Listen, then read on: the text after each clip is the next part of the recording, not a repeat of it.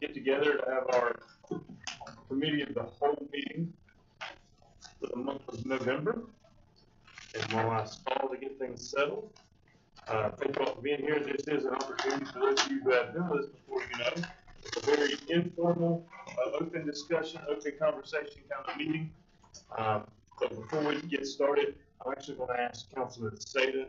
I just had a little typo. Councilman Seda, if you will do this in the invocation in the place tonight.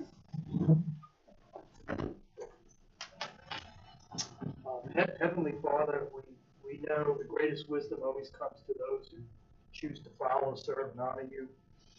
Be with each councilman tonight as he exercises wisdom this evening. May we honor you through our discussion, debate, and votes. May the results of our discussions truly benefit the citizens of Pickens County.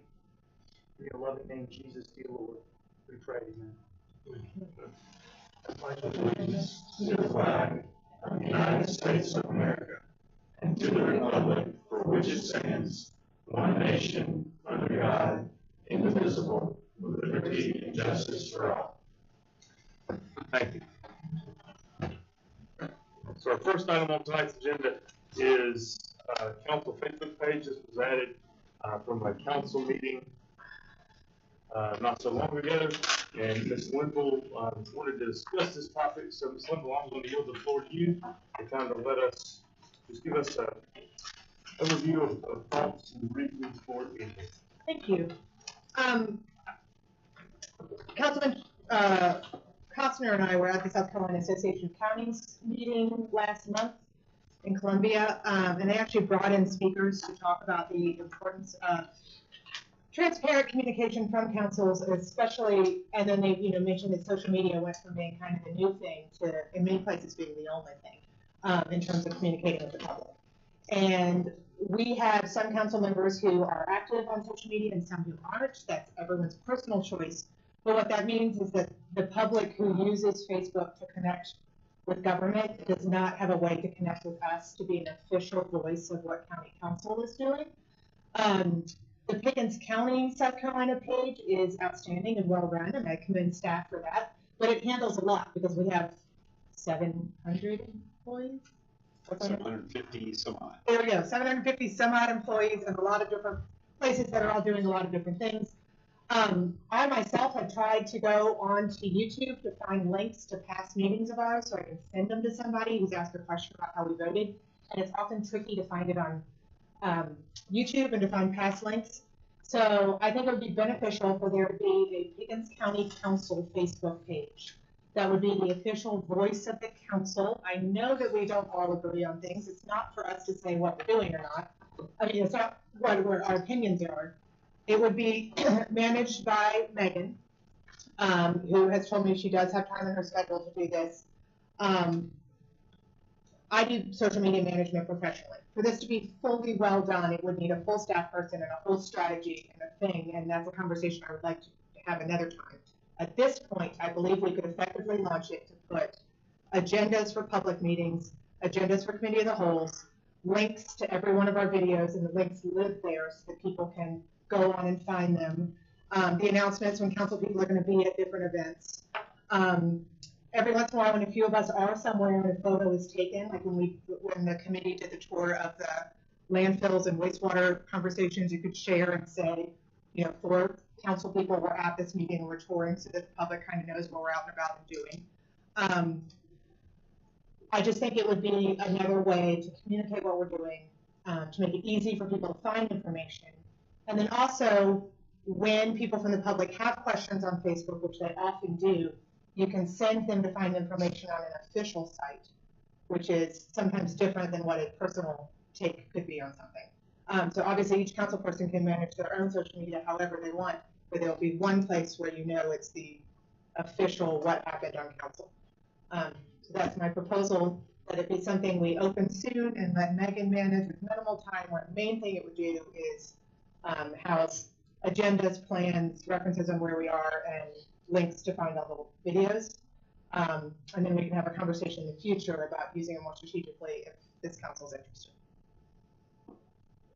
Any discussion on that? The only thing I would add is that I think the information's out there, it's just in a lot of different places. Exactly. Because I use Facebook as much as anybody. And I can find just about everything I need from a financial audit to a video. It would be nice if you could just go to one page on the website and find the link to all the meetings. Yeah. You know, when you go to the YouTube page, it's hard. It's really hard. Yeah, what I normally do is I go through the Facebook page and I scroll down the main page of, I guess, Pickens County SC, and I find the meeting. Then I run it through some extractor to get it off of Facebook. You know, to get it off, the Facebook page. It'd be nice if you just had links listed. You know, this is the meeting of May 8th. You just click it and go to that, right? That's something I would have to do. Go back to every meeting in the last 4 years and find it where it's at and get a link and put it on the website. I mean, the website's pretty good. There's a lot of stuff that's on the website, like, you know, budgets and things like that and audits that if we actually voted on, you wouldn't want to then put it on the Facebook page too. I mean, it's already there. You know, maybe you could add a link. A link to it, I think. Yeah, I actually think the website's very good. Most of what I get is from the website. It's just that it's hard to find the videos. You have to know what to look. So I would just have her say, you know, improve that website. I thought, like, for example, the boards and commissions page is excellent. I think it's pretty good. You've made some modifications, made it a little bit more complicated, but you know, the website's good. It's just missing videos and a couple of things. That's my take on it. Other discussion, thoughts? Who does our website? So in-house? It's in-house. We do that. The format for it was something we had set up by a company, but we do the updates at the department head level. So if, for example, you're an elected official or you're a department head, you have the login to make those changes. So it's happening in several different places all at once. Every once in a while, we will come back and look at it on the administration side if we see one that's getting out of date or something like that. Other discussion, questions? I mean, to Mr. Sadie's example, this latest UDSO reading was on the Pickens County website, but you had to go to main page, then departments, and then planning, and then find UDSO, and then click twice. It was there. We weren't hiding it. It was there, but you had to know to do that. If you're on the Facebook page and you knew there was a meeting last night about UDSO, you could look at it and say, oh, here's the link to the latest UDSO. We just put it up. And it saves time. It's all just making it easy. It's just become like this web of stuff that's just been added over the years and over the years. It's all in different places. Yeah. And you're really just trying to get it in one place. I would just, rather than add another venue, which would be Facebook, another page in addition to the page he has, you know, I would just take what we have and try to consolidate it on a page or two of the website. That's what I would try to do. So, Ms. Limbo, do you know of any other councils that are running a Facebook page or any kind of, I went back up on one and asked the question, do you know of any other councils that are doing any kind of information sharing outside of the actual county itself? I'm going to say anecdotally, yes. I can't bring them up right now, but in that meeting, several people were talking about having a council's official Facebook page. Because at some point, somebody asked a question and said, well, don't you refer them back to the official Facebook page? And Mr. Custer and I were like, the official what? So I could find some if you prefer to have an example. I don't have one right now, but people were referring to them. I was just curious. I mean, as with councils and staff are of all different sizes. Right. Mr. Custer. But it's, So I have a couple of things on this. First is we've been talking to you for 7 years. Not to you, but we've been talking about this for 7 years. As a public information officer, we had Sharon Johnson that was here for a while. We were wanting somebody that could put in the time and the effort that would talk about what council was doing as a whole or individually. I mean, but not so that somebody could, let's go promote Chris Lawless, but it was, what's council doing? We had talked about this for a very long time, about having somebody to do that. In order to manage a Facebook page, it's more than just putting the information up. Same thing with the website. You have to actually go take the pictures. Excuse me. You have to go write the whatever blurb you're going to write. It is going to take a lot more extra time. Which is my second point, than her just managing a site of putting things together. It's going to. It's going to take time. It's going to take forethought. It's going to take a massive calendar. Who's doing what, where? He's speaking at the chamber. You're speaking at the Rotary. We got somebody coming visiting us from Arkansas to look at our landfill. All those things need to be talked about, and so that the public knows what's going on. But I'm opposed to dumping it onto Megan and saying, hey, good luck with this, go get them, and let's put everything together. But I'm also wanting to hold your feet to the fire a little bit and going, I'm pretty sure we've been talking about this for a while. We have a position that does that. So is it not, then are we saying that it's not efficient in what we're doing? Because like the councilman said, everybody else, there's stuff everywhere. There's not one place that says that here's where everything is. The way that I understand what she's describing is something new and in addition to what we're doing. And I could be wrong about that. But the position that we have now, our community relations manager, spends a great deal of time making sure they publicize things. Now, there are instances where it is awkward, and I think we're not doing ourselves any favors unless we talk about this on the front end of a request like this. Someone is speaking, with the Pickens County brand from a Pickens County staff member, someone that reports to the administrator, may well not be the person that needs to give the information sometimes that y'all want to have out. Because there is a balance, there is a fulcrum between what is purely public information and what is political information.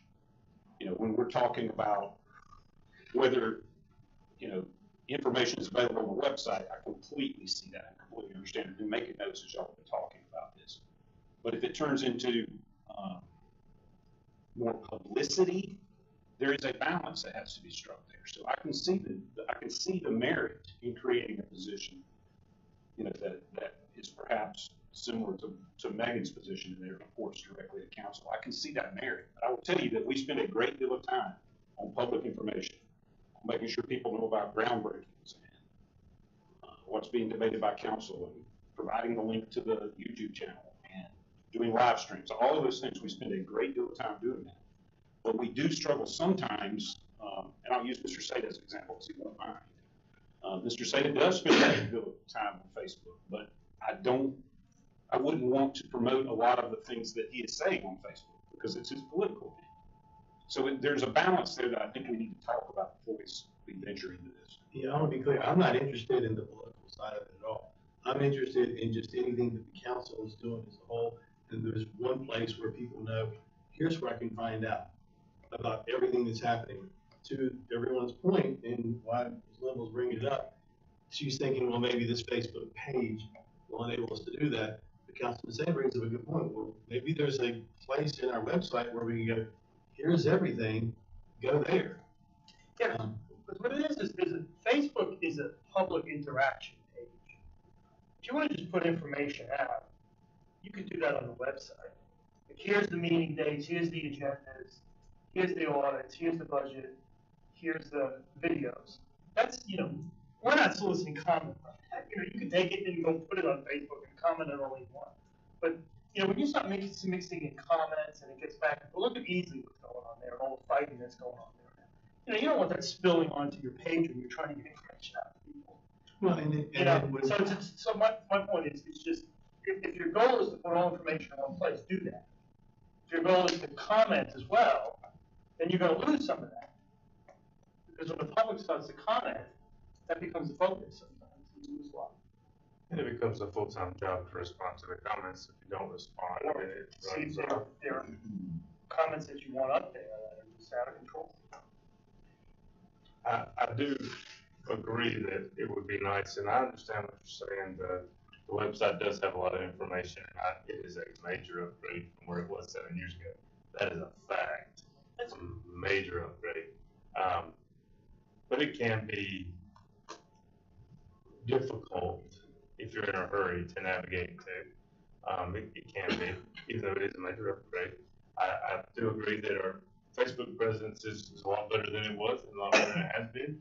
But you hit the nail on the head. It's finding that balance in act. And Councilman Sahiv made a great point that when you get into the commenting back and forth, because anything that would go on a official council site would have to be something that the majority of council agreed upon, and not something that was just an idea or whatever. I'm thinking about when we spoke the other day at the chamber event, it literally was only about things that this council has approved, voted on, has passed, and then with the caveat that there was a challenge for everyone to go look at the UDSO and give us feedback.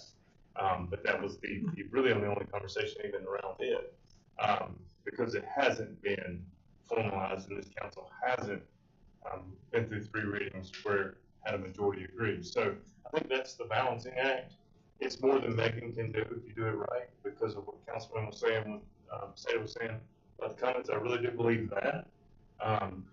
But, you know, we've talked in the past about it is a difficult position for a staff member to be in, to be putting information out for council, because let's say we did vote on something that I didn't like, but it was 5-1, I voted against. The fear of retribution at some point for me not liking that staff member sharing something, it's a real thing. I mean, let's be honest. Chairman, the way you're saying is probably a more effective way than what I was trying to say. And so that is difficult. We had talked in the past, a couple of years ago, about a consultant that would be a contract person, wouldn't be a staff member, because they're always up for, you know, hiring another consultant at any point. We did talk about doing that, contracting the services out. I don't know if we ever got quotes on that or not. We did put that out through multiple avenues and didn't receive anything that we really thought was appropriate. We're putting it back out after January 1 with basically looking at the roads program and looking at the UDSO program as a public education thing. So we think that when we narrowed it down to a consultant, we'll probably get more responses than just the wide open one that we did this past fall. Y'all allocated the money in the budget, isn't it? So I do have a question, keeping it simple to where it's, you know, links to documents and directing you to the website and those kinds of things. I'm not the Facebook expert. In fact, actually, if it went for Marketplace, I probably would still have Facebook, but I don't have an I-1 anymore, so I got to get fun stuff somewhere. Is that something that we can accomplish at the simplistic level? Is it something that we could accomplish with Ms. Burns, making sure we don't stay, or we do stay out of the political realm, and it's just, here's the video of this, here's the, you know, whatever of that. Is that something we can accomplish with the staffing that we have at this moment, just to be a little more transparent? That was my initial vision of having a council today. I don't think we're at the point yet with funding or availability to have a staff person and to figure out what the voice of council is and what gets promoted. I'm not. This was just a singular site that would say, it would be, and I talked to Megan about it, I think it would be 1 to 2 hours a week at most. When she's posting the agenda, she posts it there. When she posts the link on this Facebook page, if they're posting a county council member meeting, go make sure here's the link to the October 7th live stream, and then after it's done live streaming, here's the link where the October 7th meeting lives. You know, she's already doing all of this. It would be one more place to post it. I don't think, I encourage her to go to trainings if she wants to expand this part of her job, but I don't think we're at the point of there being a full strategy or communication techniques or needing to do anything. I think it would just be a singular place to post links and documents that do exist in other places, which is having them all be one place. To me, that's how it would start, and then as it builds, if at that point we see the need for it, then it can grow. One suggestion I would say is on your website now, you have agenda minutes. Next to it, you can have like the public packet, and then next to it, you can have the video. So when you go to the agenda page, you'll see all those things. Because right now, you have to hunt around for the packet somewhere, and you got to go hunt on Facebook for the video. Or just go back to the last, 4 years, and just every meeting, find that video, put a link, create a column. Like the school district has, it's the way they're set up. And that would go a long way to helping people get a complete picture of what happened that week. To me, an ideal would be, especially at third readings, if the day or two after the meeting it said council voted 4-2 last night to to the second reading of the UDSO, the vote happens at minute 413 or something, like, because we're also posting a 2-hour link. If it had 1 or 2 annotated minutes in it, I think that would also be really valuable. Like, find UDS, like, doesn't need to match exactly to the agenda, but like 1 or 2 items that said discussion on UDSO is at minute 4 and discussion on the Facebook page is at minute 12. I find that super helpful if you're already dealing with the link, but I also don't know how much time that would take.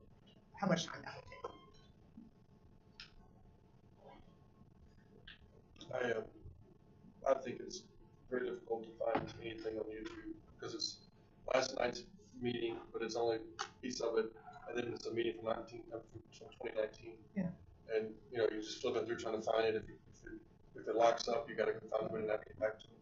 I think that what you just said was like on the agenda page. That's just a wonderful idea because it's the meeting, when we had it, the minutes of it, and the video all in one spot.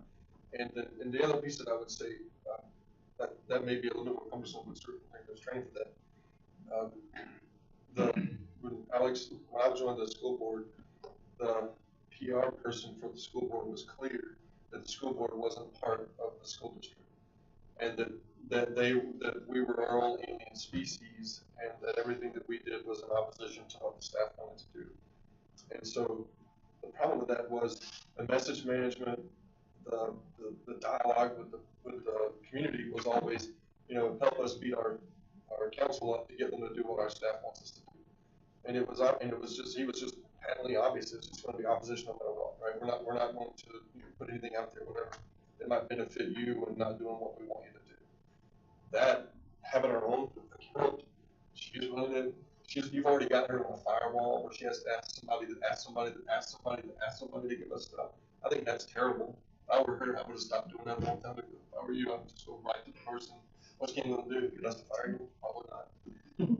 But once you create a separate page and it's not on there and somebody's mad at that, but you don't control it, or there's a contradiction in dates or something like that.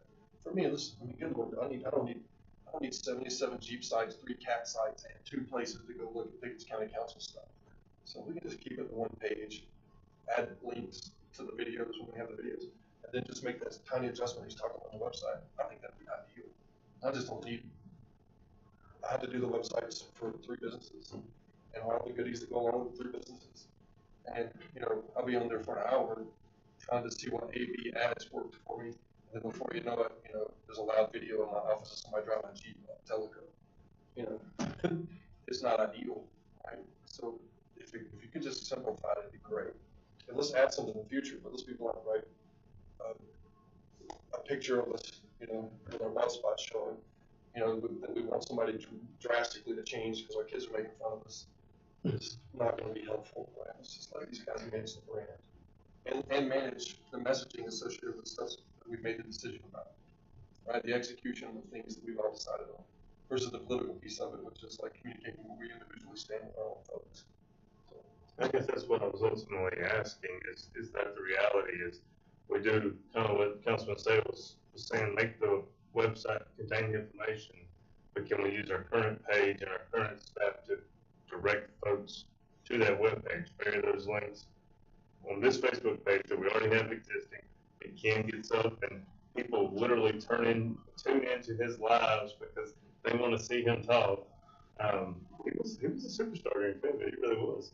I had all kind of people telling me, I can't wait for Ken's message this week. He thinks I'm joking with him, I'm being serious. But can we not utilize that page, place the link there to get you to the actual website to where you can actually find the information, make sure the information's there. So for me, there's revision control issues. You may be familiar with this from working in engineering. You only have one place where the content's at, and you only share links to that. So that there only has to be one place where the thing is updated. Right. Because once you've shared it in 4 different venues and one's wrong, you're going to be constantly clicking on it. And the one that's shared is locked, so nobody can actively change it without somebody managing that, right? That piece of activity, I worked for a huge multinational. There were 75 different websites. Nobody knew which website to go to. Right. You had an HR one, you had this guy, and it's a training, right? So if we could just focus everything on the website and links and whatnot, that'd be great. And then there's wonderful training. And I was just playing around with the back end on where I post pigeons and stuff, and you actually can add video. So I just did it for this meeting. So just to let you know. It took you 10 minutes. I didn't know you could do it, but thanks for the suggestion. Well, we didn't vote to do Well, that. I know, I'm just saying. So you can do it. This one, was that kind of cover what you were bringing up tonight to get started?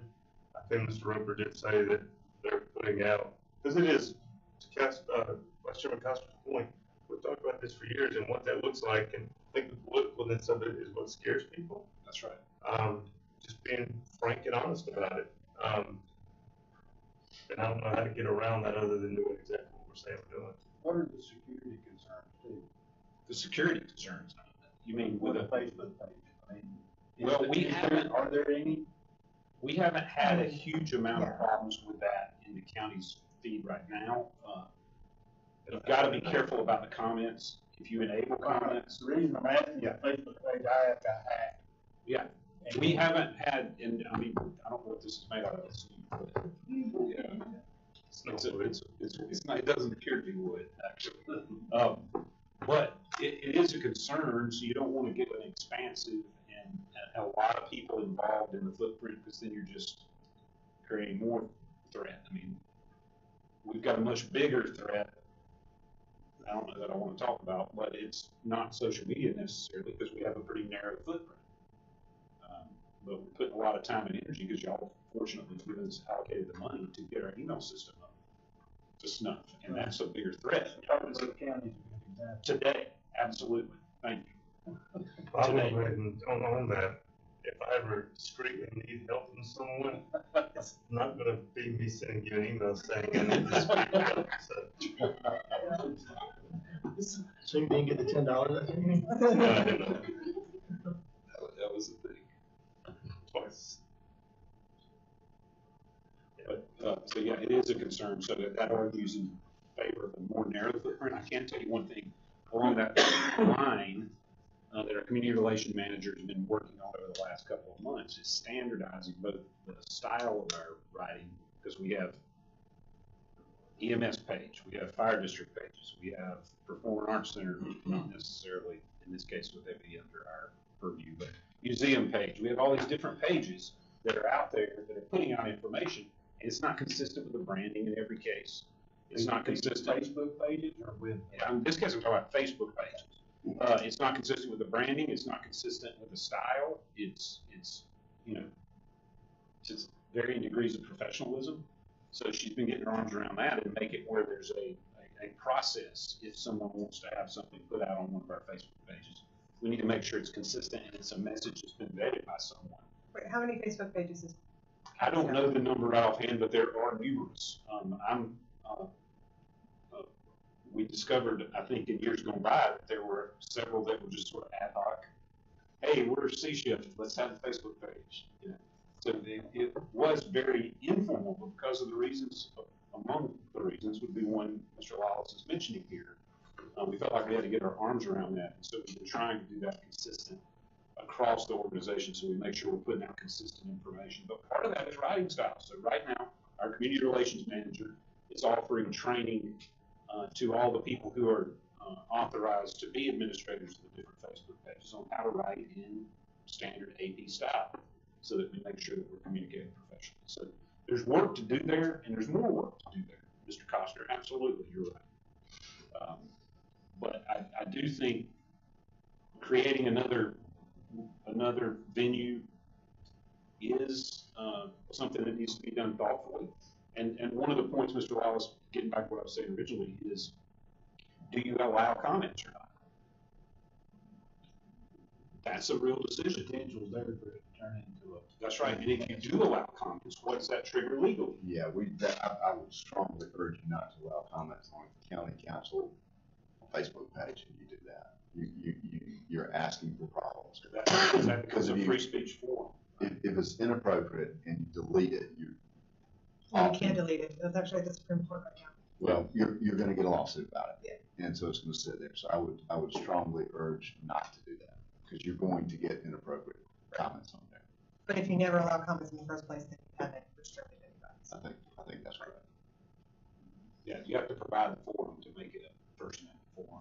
Because you're not trying to have a town hall. You're trying to have a dissemination of information. Yes, and Mr. State is correct. Facebook is a place for conversation, but not always. Now, when you have so many different organizations who are using it, it is occasionally a place of just broadcast.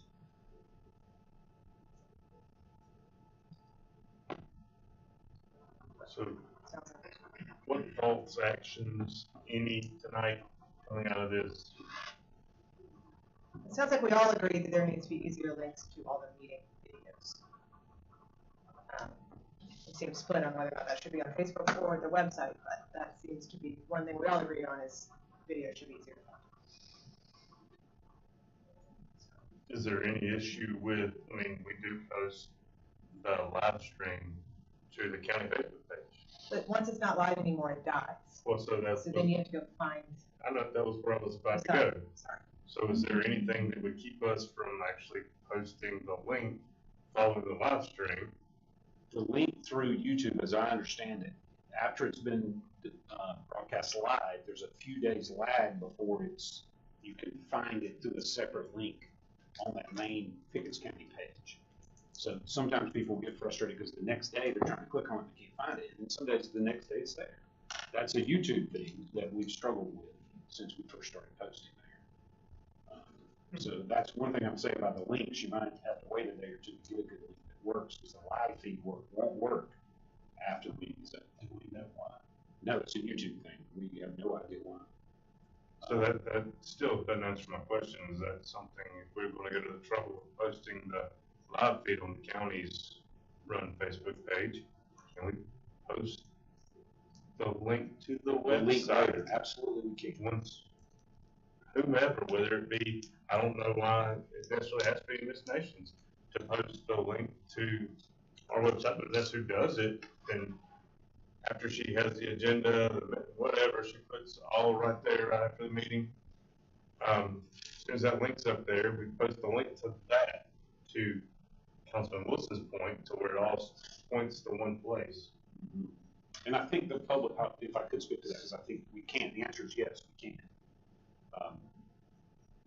The idea that it's coming from one place is wise. But there's no expectation in the public that the minutes are going to be up the next day. Right.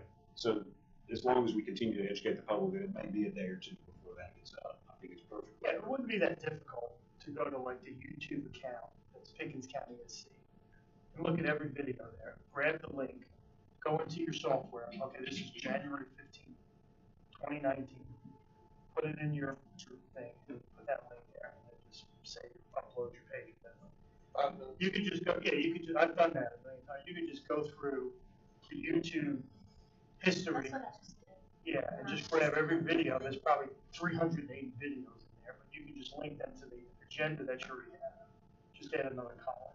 And I think the question I'm asking, and then he's absolutely right, the question I'm asking, this conversation started about Facebook, council having a Facebook page. In lieu of council having a Facebook page at this moment, can we better utilize the county's Facebook page to get the information that we're talking about tonight, which is pretty easy, non-political information disseminated through the county's Facebook page? That's my question. Yes. And can you go on YouTube and hit the two buttons that you have to click to make them to show it and to send an order from most recent to 25 years ago? Because the way it's doing it right now, it's doing it, I think, on like link heads or something Popularity. like that. That's right. Maybe doing it on popularity. I'll check into that. Yeah, because it's infuriating. That's fine. You got a 20-minute break between meetings. You're gonna watch the thing that somebody said or whatever and see if you read it right, and then all of a sudden, you spend the 20 minutes trying to find it. 5 years later. Yeah, that's right. And it's your turn to the doctor's office. Any other comments, questions on Facebook?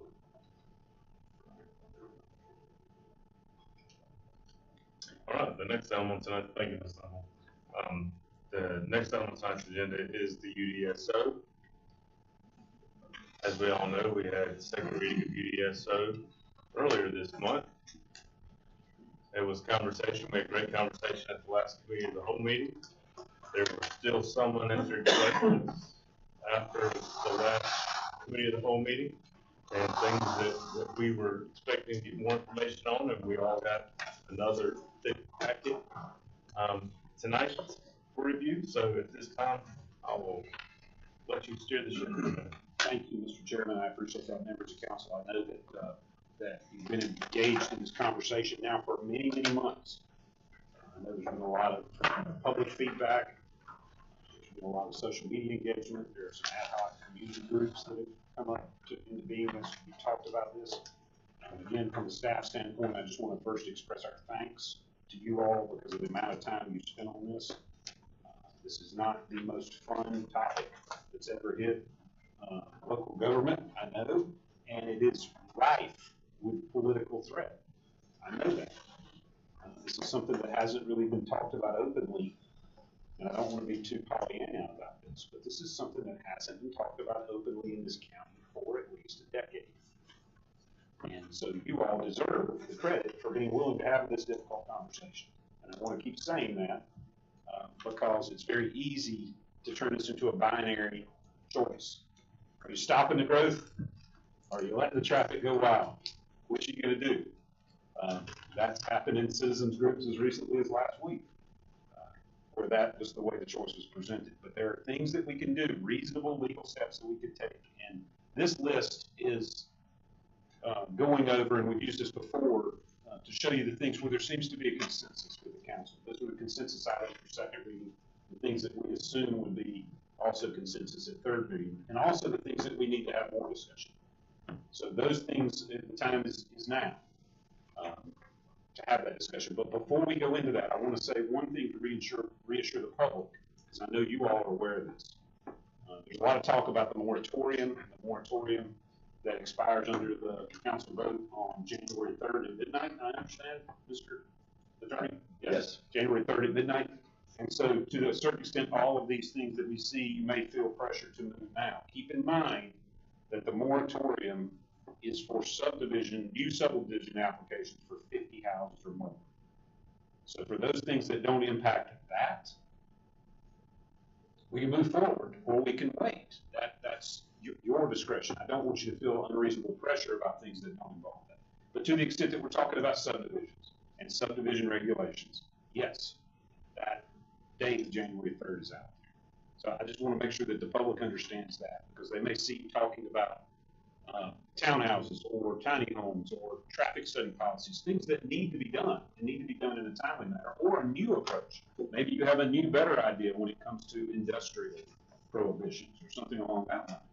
If you have that kind of idea, do not feel like that has to happen by January 3rd or it's dying. That's not the case. This moratorium only applies to subdivisions, new subdivision applications for 50 homes or more.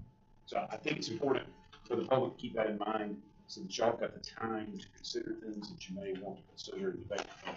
But as far as those things go, the subdivision things, yes, there is some time sensitivity to it. So I'm glad to have Allison Fowler, who's our community and tourism director, as well as Julian, who is here in his capacity as our planning supervisor, to talk about those things that still need to be talked about a little more. And one of the things that's news, you got this just in the last few days, is we received a report back on impact fees. The concept of impact fees, I think, Mr. Chairman, members of the council, was something that you all said, yes, we need to look at. But the actual report just came in late last week, and so I'll let Ms. Allison Fowler talk about that a little more.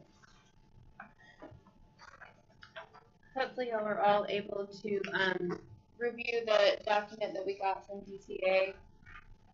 Just wanted to clarify, I tried to highlight it on the document, but I know it didn't come through on everyone's. These are tentative. So the 100% that you see proposed here, that's the maximum that Pickens County could charge. So that's our top end. We cannot go above that. But you can go anywhere by law, from 0 to that number. Nor do you have to impose a fee at all, or one in every category. If there is a category that y'all do not think needs to have that, then that's be considered too. And then He also included what that would look like if we look at 80% of that top end fee, just as an example. He used 80%, and then also included for those communities around us that have an impact fee, what that number is. Now I will point out, in case you missed it in the notes part, because I missed it the first time I read it, Anderson County, that number was what was proposed, but was never voted or approved. It was voted down, so they don't have one at this time.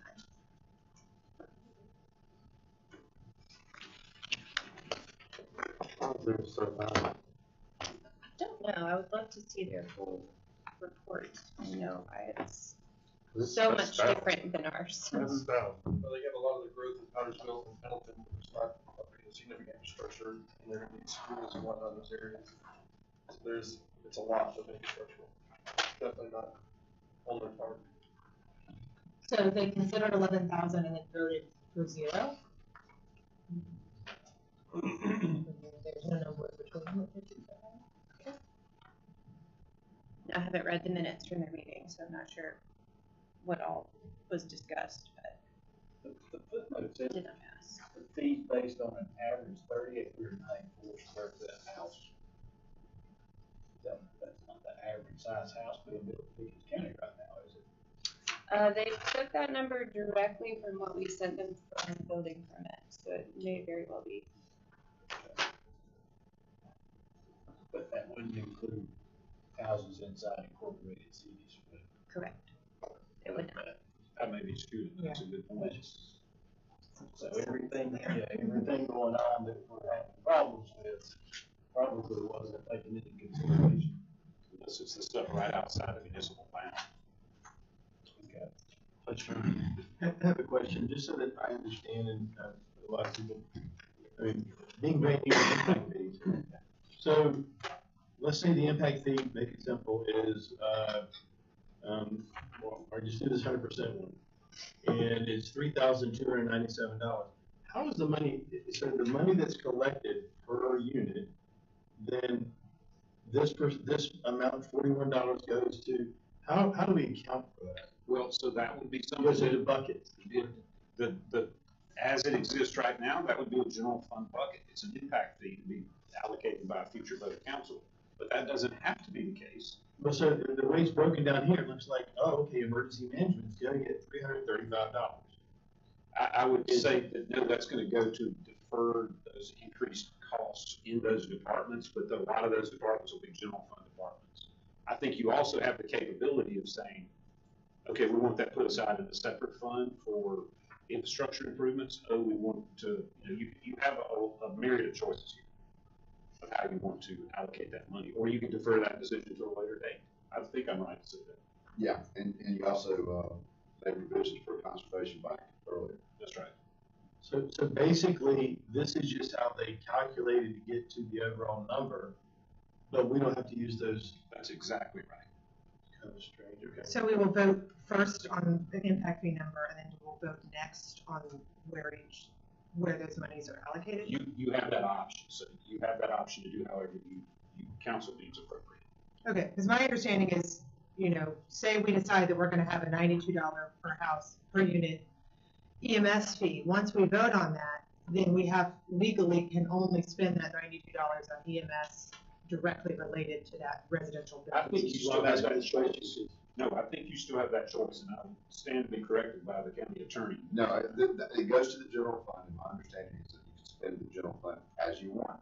The numbers that you are here are derived to create a nexus of what it costs to build a residential home, for instance. So $92 for the example that you just used that is the portion that would fund the EMS cost. So if you build another house, that's going to increase the EMS cost by $92. It's a different way of saying it. But so that money, once you do an impact fee, that doesn't necessarily, you don't have to spend $92 on EMS. That goes to the general fund, and then you do your budget, which is a whole different process. So we could legally charge all of this and then go spend all the money next year to build a new park. I believe you could, but I think that would be. How is that?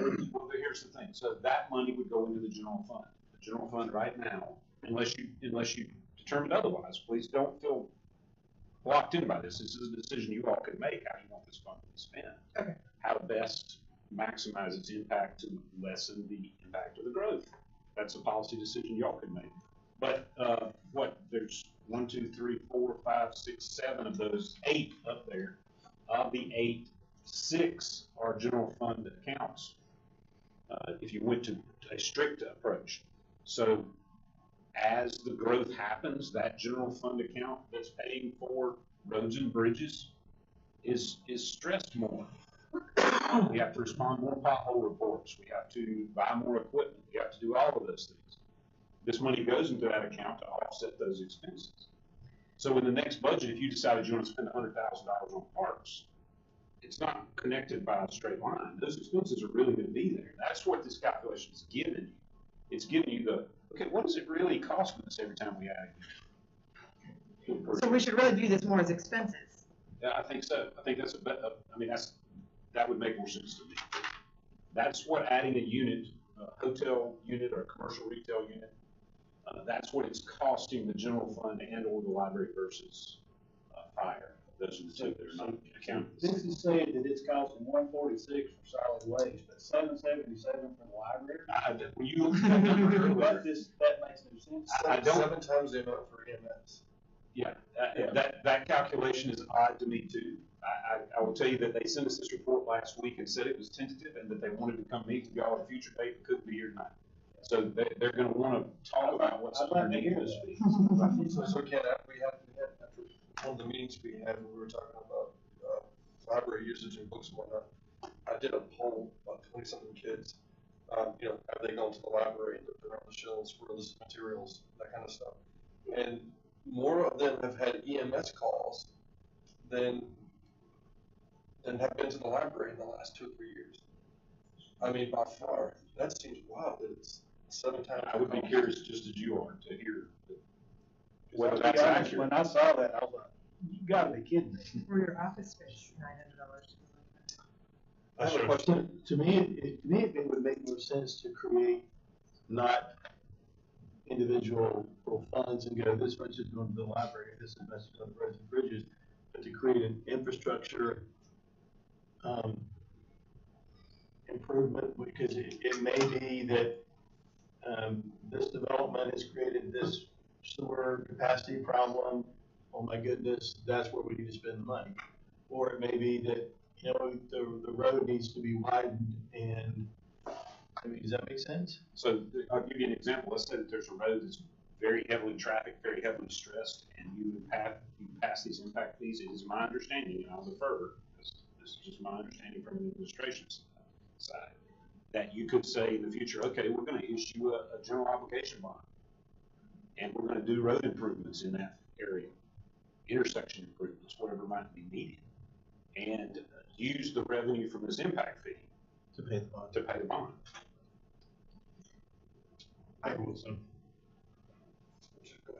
I just had a quick question. I was talking to a couple of experts, and I don't mean this, I really am trying to understand.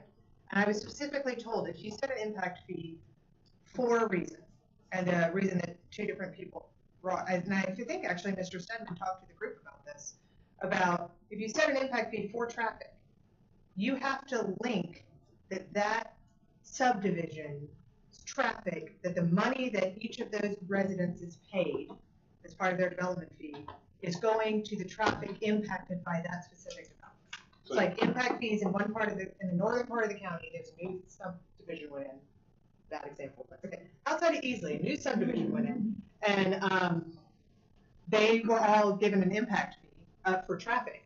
And then we use that money to go fund something on Highway 11, that's actually illegal because it separated the people who were charged with what was fixed. I was told that has to, legally that has to be linked. I completely, this is going to frustrate you. Okay. But I completely agree with what you just said. Okay. But when you allocate money in your annual budget, you have to determine how much the general fund is going to go to different purposes. You're spending money right now on roads and bridges from the general fund that could be spent on something else. Right. And you have that budgetary authority year over year over year over year. The question to me, and again, you are saying you've spoken to experts, and I believe that. And that's why I'm deferring to the county attorney here, because I am not an expert on this issue. We've never had impact fees other than sewer fees in this county. But if you're putting money into the general fund in your annual budget process, you can determine the things that come out. What I think would be the problem is if you took the new development, this is what I think, again, referring to the lawyer, you took the new impact fee and it raised $60,000 to go to roads and bridges, and you didn't spend $60,000 on roads and bridges. This could free up money to spend on something else, is what I'm saying, if that makes sense. I don't see those as inconsistent. Now, I'm subject to being corrected on that. But let me interject something. You are not free to spend money just without any factors. Okay, you have limitations on how you spend the money. So you have to have, number one, this council doesn't initiate impact fees. That's got to go to the planning commission. The planning commission passes a resolution and sends it to you.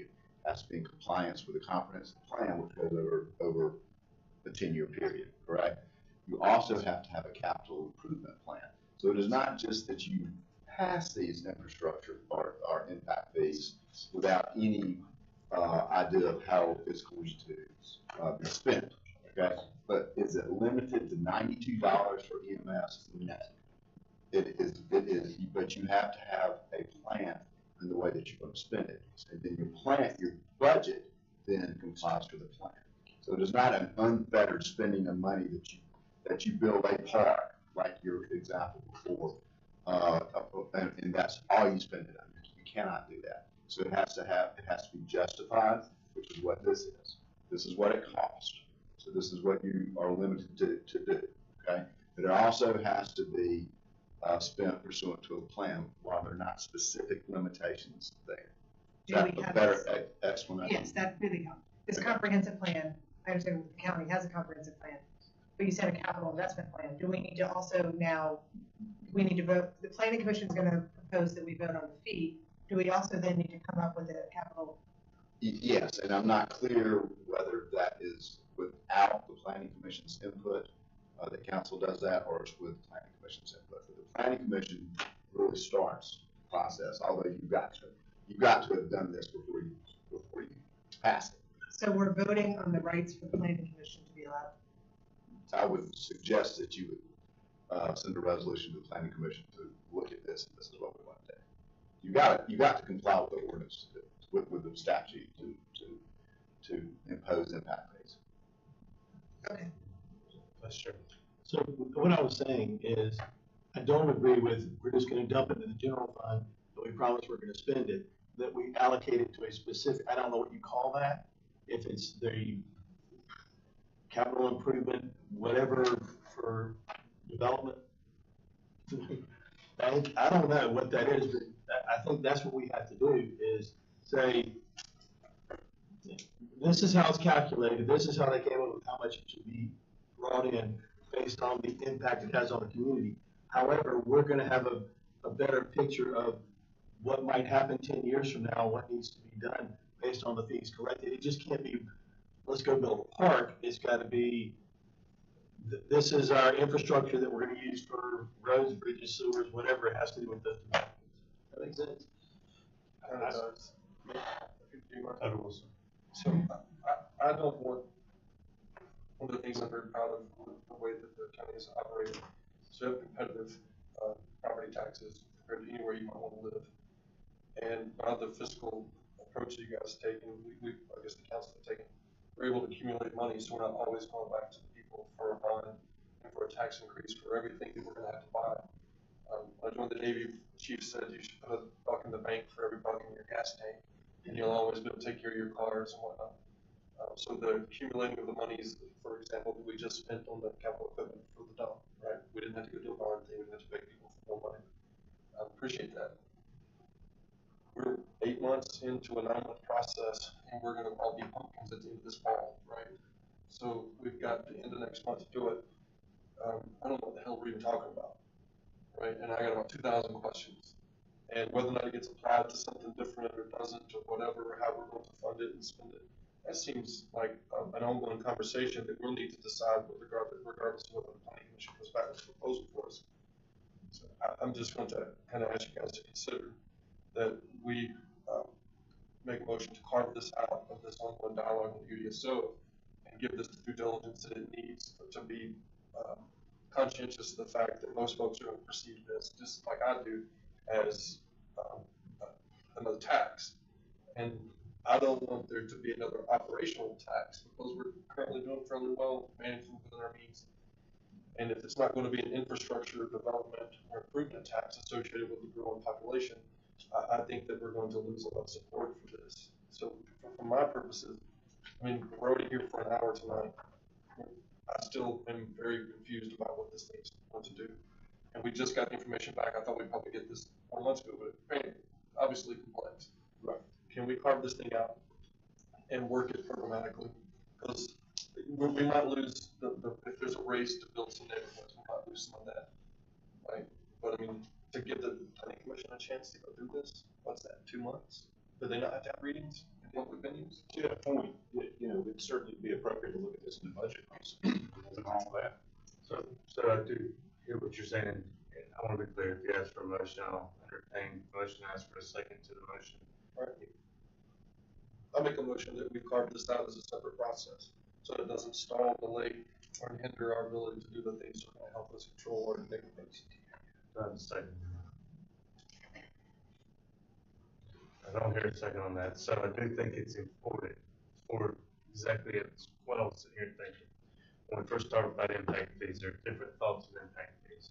And I think it's important that we all remember what those reasons are for impact fees. Some folks use impact fees as the answer to stop growth. They use impact fees thinking that folks won't pay the additional money. We'll save $3,200. Again, it's about $3,200, $3,300 more for that 200 and whatever $1,000 home is going to make a difference. Some people believe that it'll slow down growth. Some folks believe, and we've had this conversation before, that especially if you're doing smaller neighborhoods, spread out lots, those kinds of things, it will put a tax on our current ability to provide certain services like fire and EMS, and because the tax base isn't going to be there to support the growth because it's going to be more sporadic. And so that's the reason for the impact fee, so that you get the $92 to go towards EMS or 400 with fire. So I think there's different utilizations, different uses of the impact fee, and that's something that when we are evaluating whether or not we want to do an impact fee, what is the purpose behind it? If this is right, Clemson has what, a $9,000 impact fee? Sure. Now, I don't think it's slowed down any growth in Clemson.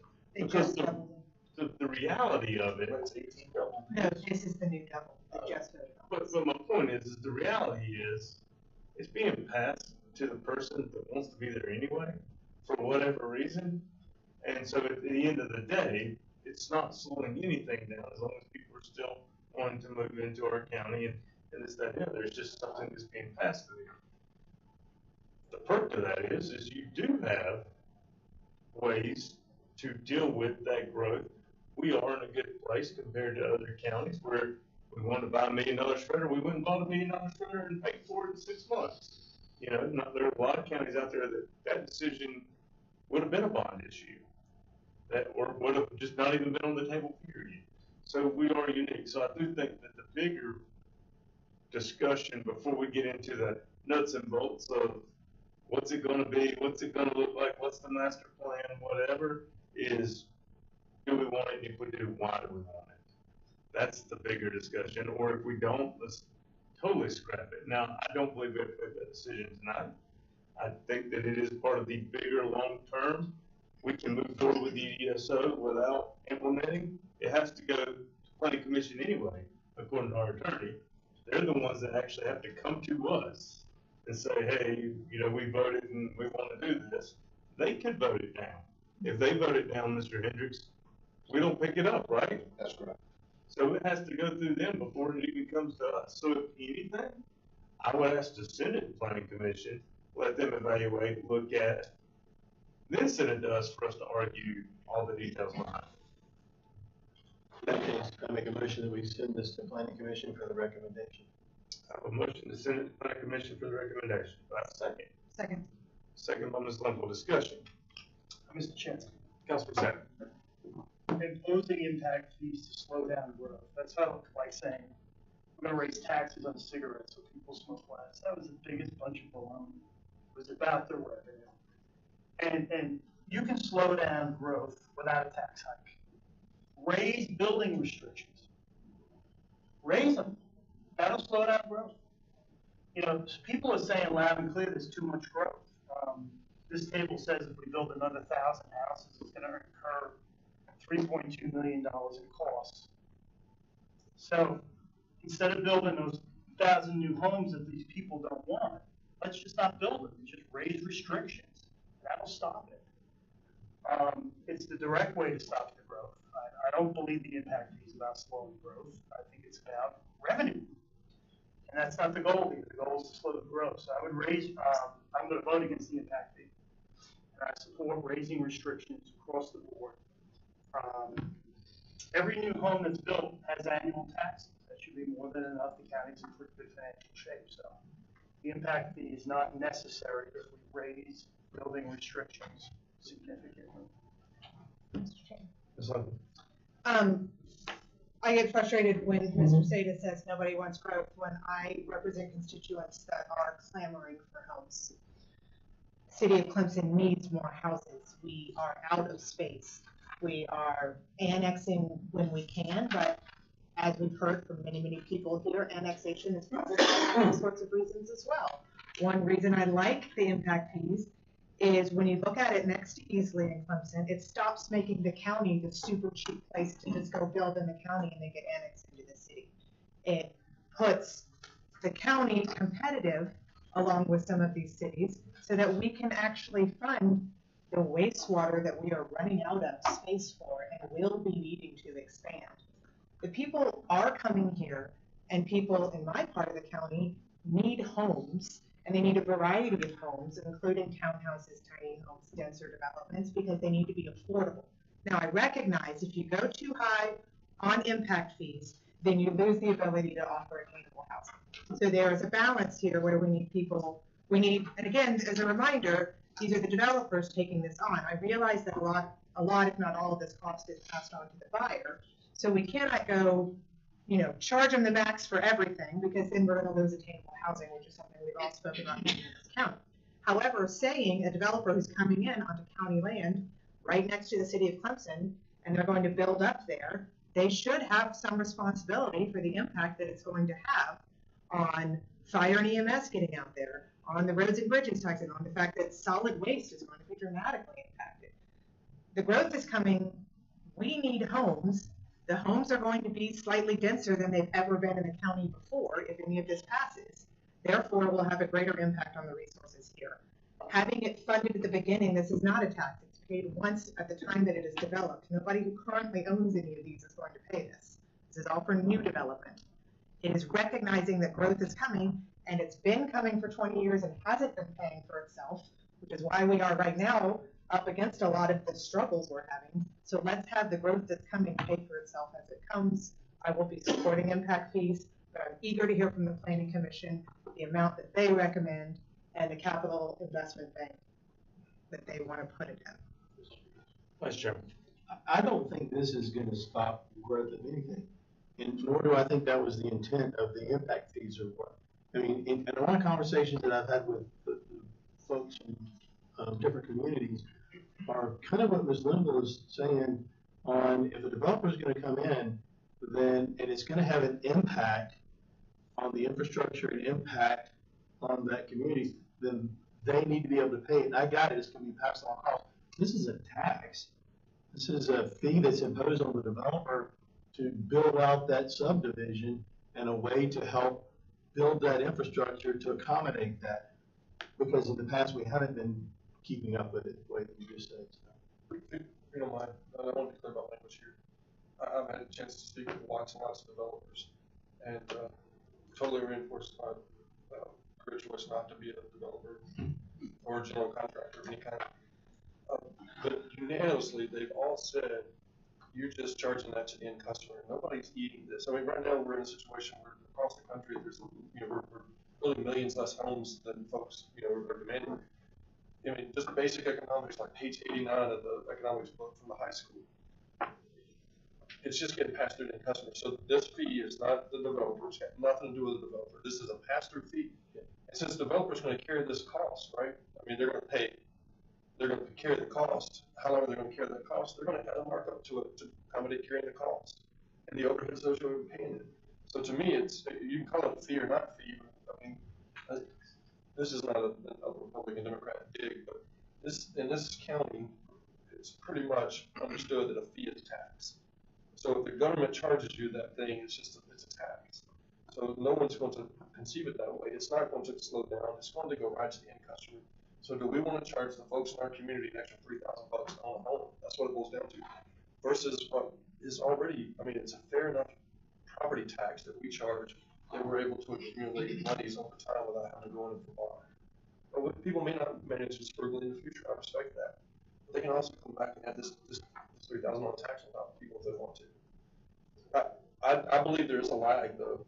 I think that if there's any sweet spot where I'm willing to be coerced into support something like this, is the lag between somebody builds a home and the money comes through for for the property taxes associated with that home, the full bill to accommodate upfront infrastructure investments for large growth of population. So if they build a 1,300 square foot neighborhood in my area, I mean that's an entire fire department. I mean it's a whole city's worth of services you're going to provide. And it's going to take 10 years for those property taxes to build up in whatever general fund to be able to property plan, right? So mismatch in time is the only thing there that I would be able to see charging this tax to folks. The only thing that I want to be clear, this isn't on, like if I have a piece of property, I want to build a house, I don't have to pay an impact fee. This is on, I mean, this is on the subdivisions, right? This isn't on just anybody. I don't think that's true. I think Joe Bob the mailman wants to put a I'm house. saying if I've got to go build, then that's the question I'm asking. No, If I'm going to go I think build, it is going to apply to each new construction. so any new construction. So the developers can come in and pay, No, I'm not talking about is it just for subdivisions or is it just for, I own this property, I'm going to put up a house. I don't have to pay this too. yes, you would get your building permit. That's Every unit. Well, and it's not just residential either. It's also for office buildings and Commercial, yeah. Like keep in mind, right, what Ms. Lingle pointed out last time, if we squeeze on this side, right, so the balloon's going to get bigger. Oh, yeah, but no, I misunderstood that. If we only apply this to neighborhoods or subdivisions, people would just want to do individual driveways and individual roads, which the planning commission folks have been categorically clear, that's a train wreck. And that's the sprawl that you were talking about. That we've all said we want to avoid, the people that don't want development want us to avoid sprawl. I agree with you on that. I misunderstood. I thought we were taking care of that by doing the 10 houses or less conventional subdivision. After that, it's open space, and that had to, these impact fees would have to. I'm sorry to interrupt. That may be a good question to ask in the research further. We're talking about it over here as you're asking that question. It may be that you could say, okay, on 10 or less or something like that, this doesn't apply, but you've got to make sure that that's going to pass legal muster. I'll look at that, right, I'm looking to say. That is a great question. But if you build 9 that was houses, not it's my going to impact higher units. Well, and we have discussed, how many driveways you can have without being a road and all that. That's the stricter regulation that we talked about there, and the 10 home subdivisions, and with all the extra strictness that's there, it would be, I understand your thought process if you could do it just for the open space subdivision. I mean, right, so I'm going back to what's the intent of this is we want to control the growth. And we want to control the growth of the massive subdivisions that are coming in here and clear cutting the land and put down 500 homes and 100 acres. And we don't want that. So is this going to help with not controlling the growth, but is this going to help with on the backside, okay, we can do 40% open space, but you're going to have to build this infrastructure in, so that's got to be included in the cost of this, but you've got to take that into consideration. That's how I was looking at it, not that it was gonna be applied to everybody in the project. I agree with Councilman Say that the way to slow this down is increase increase the lot size, reduce the density. I can see all kinds of potential for misuse of money with this, the way it is. With what we know now, I mean, we just got this a couple of days ago. That's right. So, Are we controlling how it's used? but it could turn into a real easily, not down the road sometime, it could turn into this is a money maker. You know, and that's why I was wondering when we were discussing, is this money stipulated for this, when it's for the general fund, for a creative person, you could make money with this. But I don't, I'm just telling you how I feel. Well, that's the general fund in general. I mean, that's the budget process every year in general. It's the reality behind that. I understand that. It's really funny to me, and I've enjoyed hearing the debate here. There have been two thoughts to stopping growth that I've heard from the community. One of them is build a wall all around the county, and just don't let anybody else in. And I joked that I was going to make a motion to do that, but y'all would probably take me up on it, and then it's like, how am I going to do this? Impact fees. The second was, we ought to charge everybody a relocation tax, a relocation fee. That's all an impact fee is, truthfully, is a relocation fee. You want to move into our county, you got to pay a fee. You want to move within our county, you got to pay a fee. That's literally what this is, and it's funny, I've literally had folks tell me, just charge them a relocation fee, and that is all this is. That's what the state of South Carolina did. To get a license in South Carolina, now you pay $250, just cash. Yeah. I have moved here now. Yeah. And it goes into a general fund for the state to just be like, Maybe we'll talk about slush fund. yeah. It's at the state level, that's slush fund, I'll call it that. I wish we were having this conversation 4 months ago. Yeah, I understand that. I do think that to have it, We did. We gave it to a consultant. well, and I do think having it go We to, didn't have anything. I do think having it go to the planning commission, because that is the proper steps, is we can't just impose it anyway. I would love to hear their debate, their discussion, and their feedback. I'm not totally sold on the idea because the end user is going to be the one, I get all that, but there may be unintended things that I'm not even sitting there thinking about. And so I am intrigued by the opportunity for them to look at it, because they may vote it down. Let's just be honest. And then it's a big conversation that we wasted an hour talking about.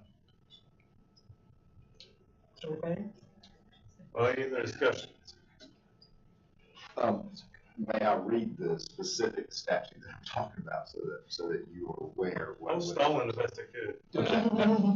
Well, it's in a sense, it's in 61950, and it's the procedure for adopting a ordinance imposing impact fees. The governing body of a governmental entity, which is you, begins the process for adoption of an ordinance imposing an impact fee by enacting a resolution directing the local planning commission to conduct studies and to recommend an impact fee ordinance developed in accordance with the requirements of this article. Under no circumstances may the governing body of a governmental entity impose an impact fee for any public facility which is paid for by the developer already. So that's just an exclusion. So your first step is to pass a resolution asking the planning commission to study it and recommend an impact fee. So you've already given them the ability to do that. But that's your first step. And we have the motion on the table to do that. That's correct. Mr. Chairman. Councilman Satter. Ms. Linville, 92% of your district is the city of Clemson. The city determines land development in your district. What you're arguing here doesn't affect your district. It doesn't, because your district is the city. It affects our districts, and the people that I represent don't want what you're arguing. Clemson's overannexed, they've overbuilt. In many ways, they're in a mess. They come into us cup in hand for sewer and road money. Instead of telling them, you created your problems, deal with it. That's what I would say. I even said it to the mayor when he came. People of Clemson want to take their ideas and they want to export them to the rest of the county. most people just aren't interested. And Easley's trying to do the same thing with all their ads. And I just think that it's loud and clear that those two examples is not the way most people in the county want the county to go. Other discussion? So the motion on the table is to ask the planning commission to look at this, which would come out in the form of a resolution at our next council meeting to vote on. Is there any other discussion on that? Yes. One more question, Kevin. If we vote to move this to planning commission, then they have the option to say that's.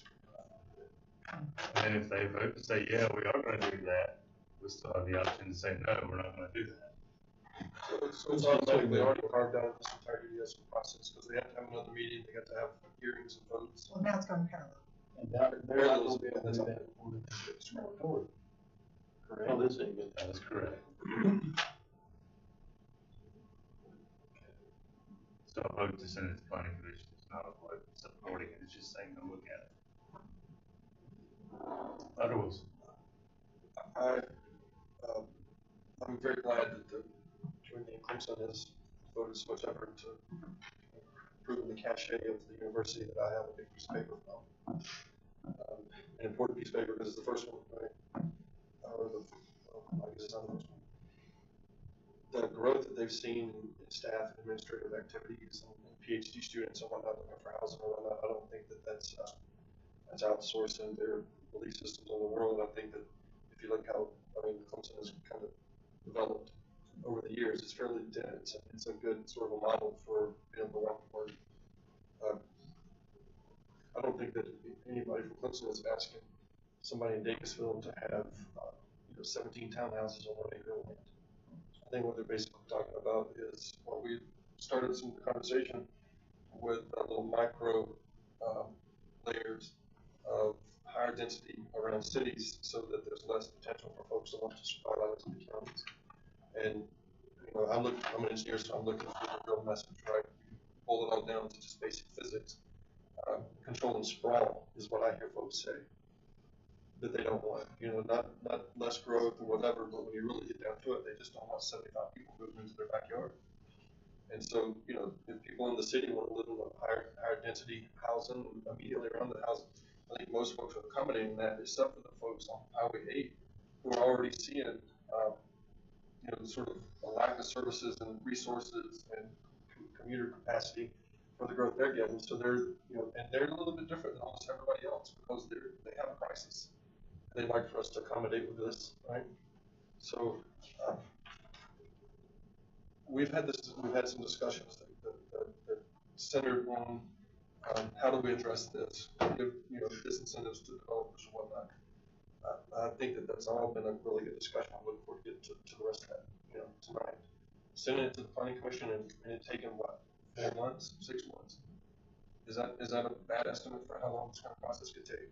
We were just talking about the good first step for them to be having the planning commission sitting with DTA workshop this. So that's going to take some time to arrange with the county.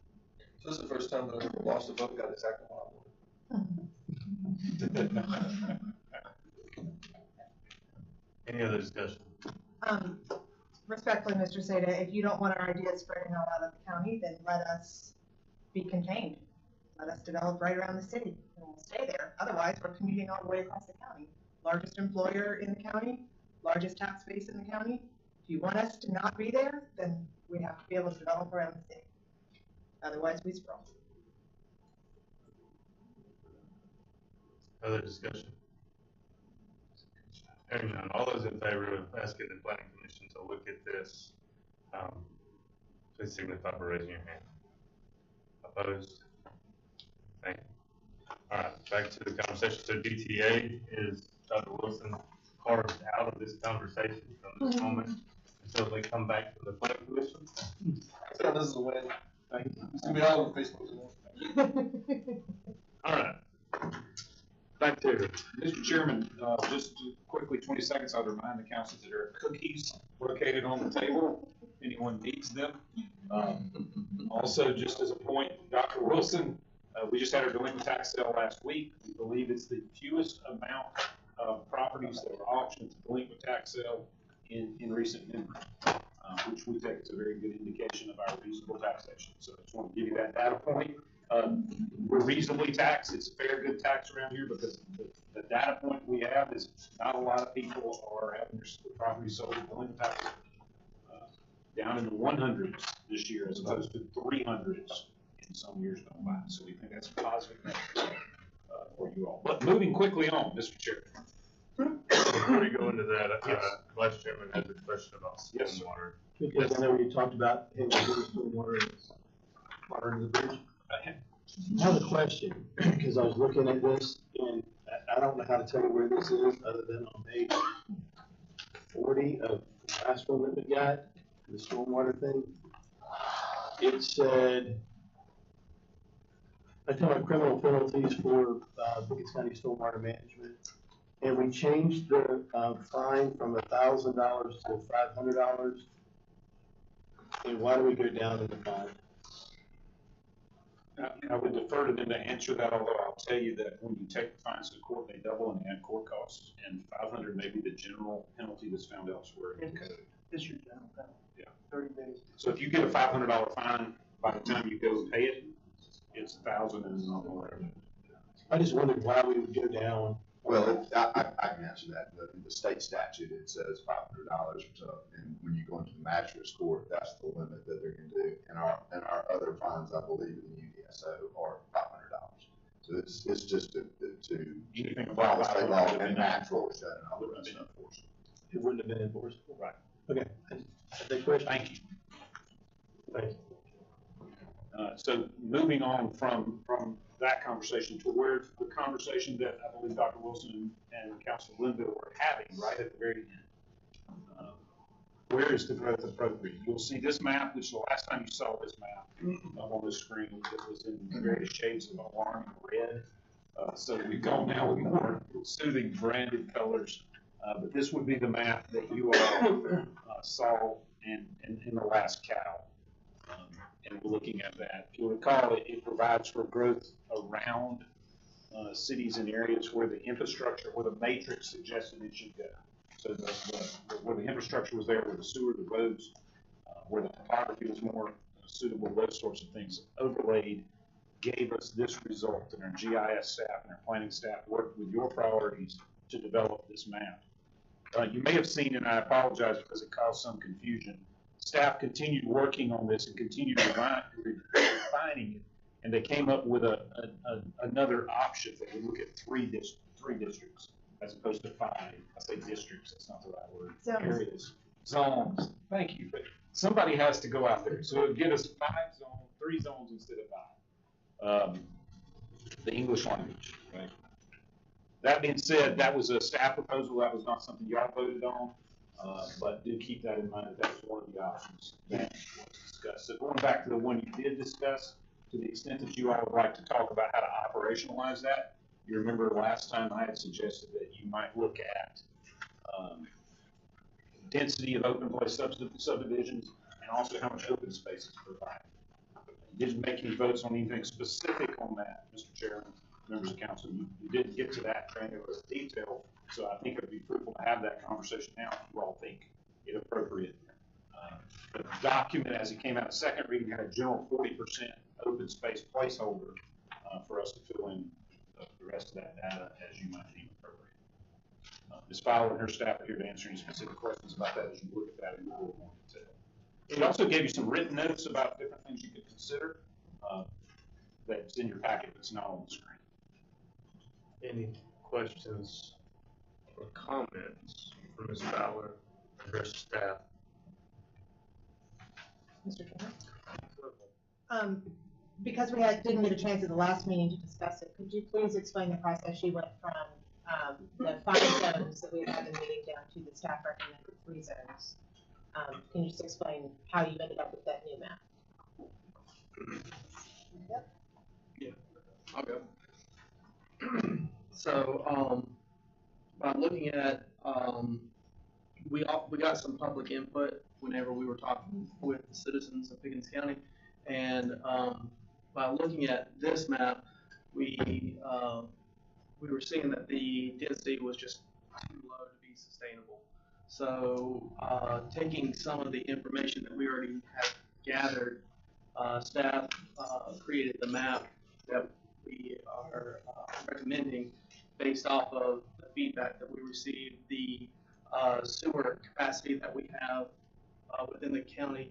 Also having that layer, the higher density around the municipalities to make us more compatible,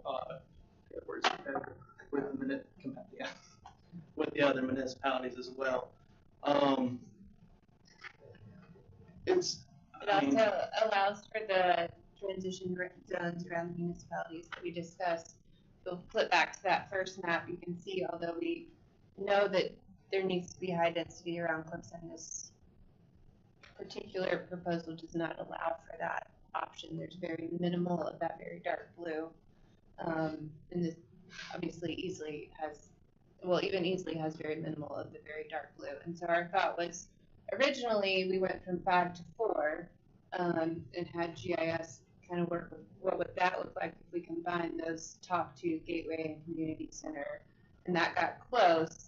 And then we went a step further, and it's simple.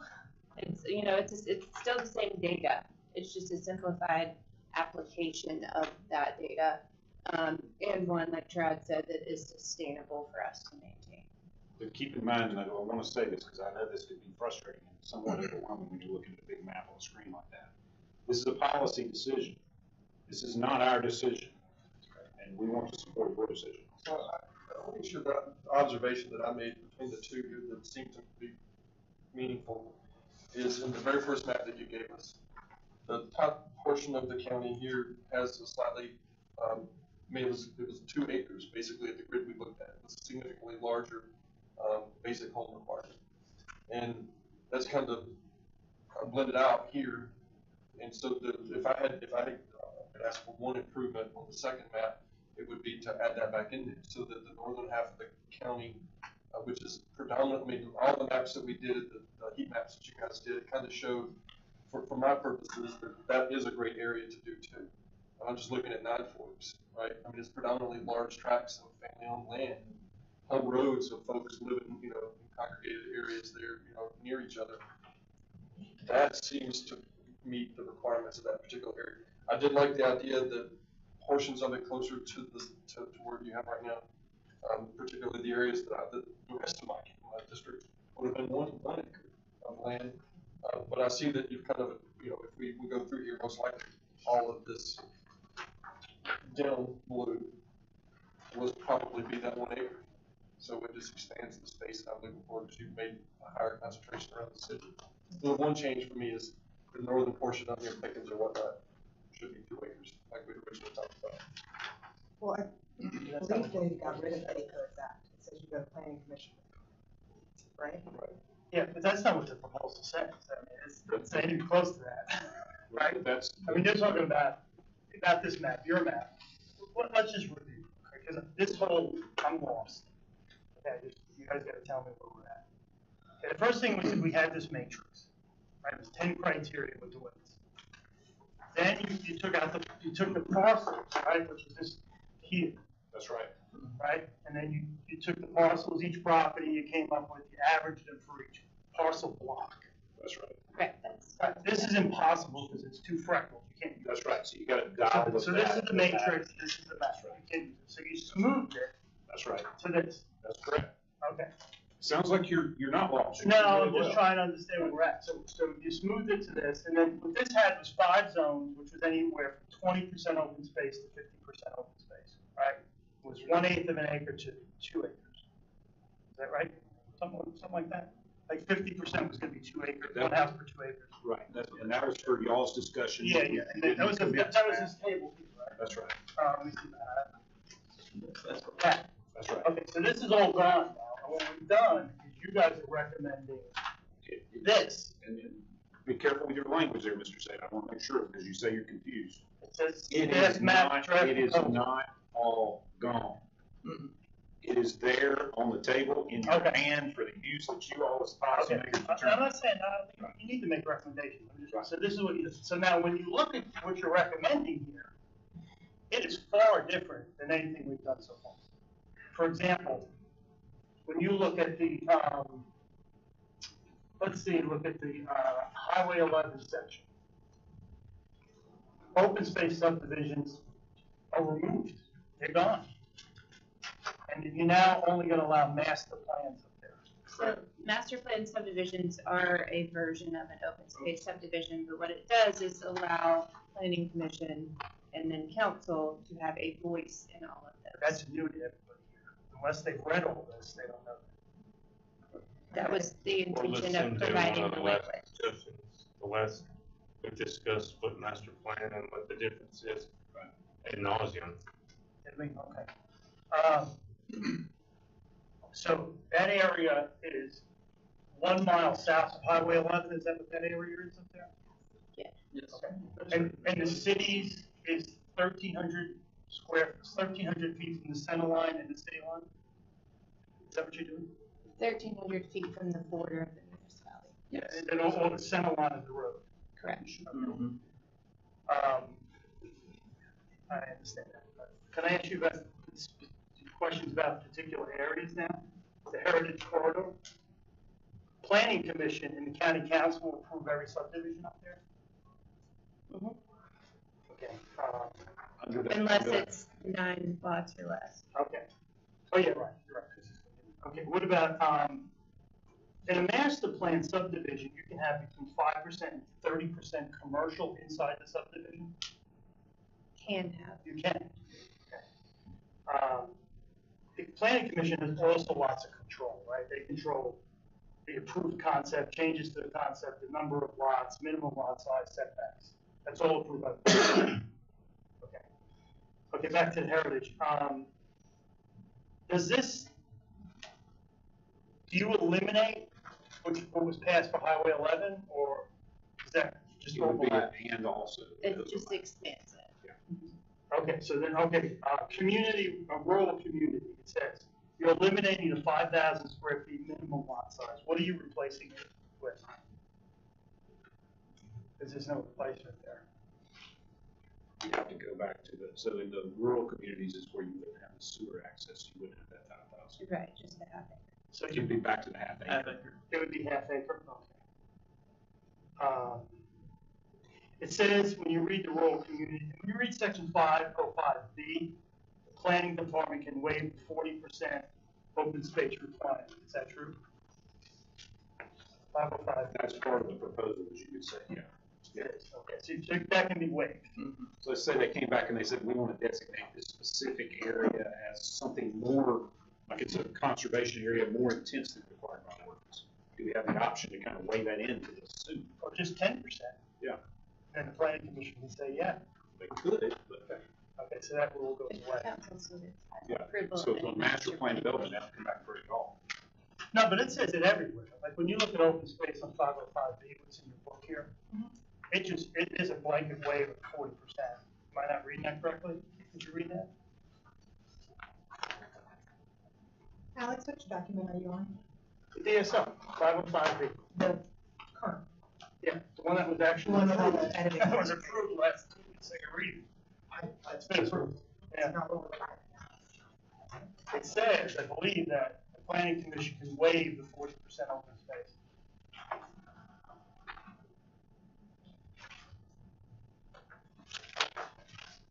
And the last thing we have is in red, development.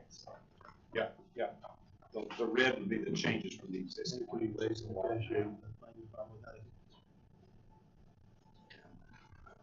That is for the open space being contiguous to the open space of the neighboring parcel. Is that what that means?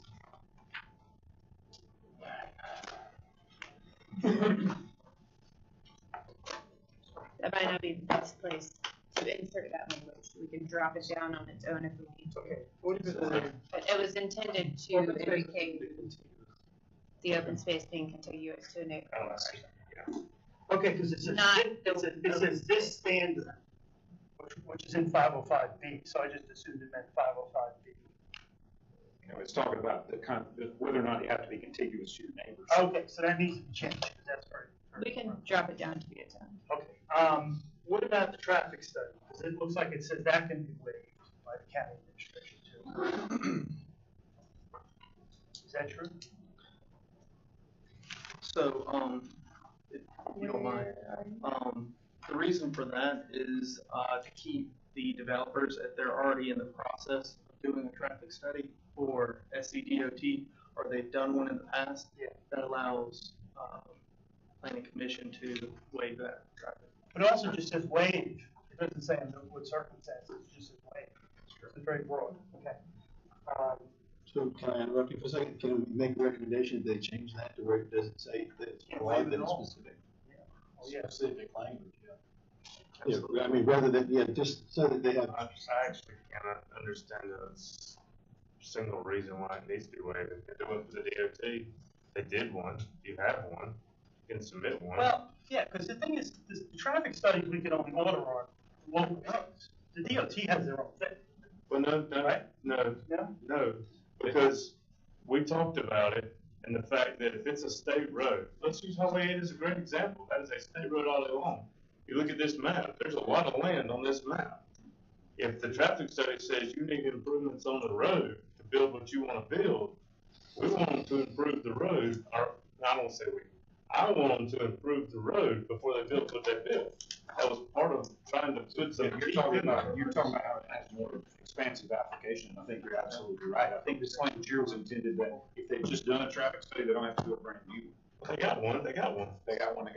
So, Let me see, it says, these standards apply to county roads only, with the SCDOT determining the studies required on state or federal roads. I don't know what page. So it I'm looks trying like to read this. this is in a traffic study, I'm just repeating, it says, these standards apply to county roads only, with the DOT determining the studies required for state or federal roads. Certainly can have broader application. Oh, what's that mean? So we could say to you, developer, Mr. It Say. says it in the traffic study policy. Which is what number? Oh, I don't know. I mean, I got so much stuff. I just happen to borrow it in my book. So the standard, I'll just read it. The standards apply to county roads only, with the SCDOT determining the studies required for their roads. Right, so they can require a traffic study before they give an encroachment permit on their road. That's their authority. We have the authority. If you, Mr. Say, the developer, come to us Yeah, I and think say, you have an old version of that, because that's the exact language that we discussed and removed. Yeah, we already. That's, oh, okay. that was removed. Yeah. That's what I'm saying. You got that authority. That was something you already determined is much broader than that. Okay, so what you sent us to the Thursday before the second reading, that wasn't approved? My version that I printed is the new version. Kind of,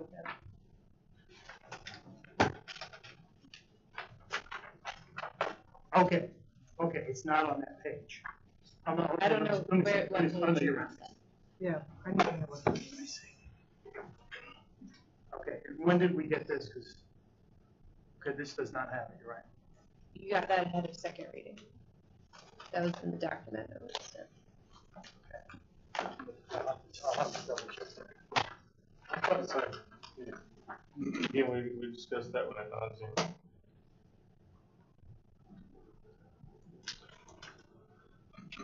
Okay, okay, for Gateway Corridor, it says the school board has to approve these subdivisions? Is that right? Yeah, they sent a letter, saying that they can handle the students. Okay, so the school has to vote on it? If you're asking the school board for a letter, they'll have to vote on it. I think they do that. It's at actually staff. just staff level. Okay, so it wouldn't be school board, it'd be district administration. Right. Okay. Is there any single-family homes that are allowed in the Gateway Corridor? Single family, absolutely. Where's the standard there? I didn't see it. It would be what's in the existing or proposed UDSO. The only standards listed for these different areas are what would be in addition to the current UDSO. Okay, so for example, so for the Gateway, corridor, what's the standard for single homes? It's the same This thing it's always been. same as it always is. Yeah. That's correct. So you see the current DSO. No, I don't mean like the individual home. What I mean is a different subdivision of single-family homes. What is the standard in the gateway? It would be the 20% open, like, talking about open space subdivisions. I'm talking about single-family homes, subdivisions. It's less than 10, so it's conventional. No, it's more than 10. Oh, Then that's open space. Open space at 20%. Open space, 20%. How many houses That's per acre? today's.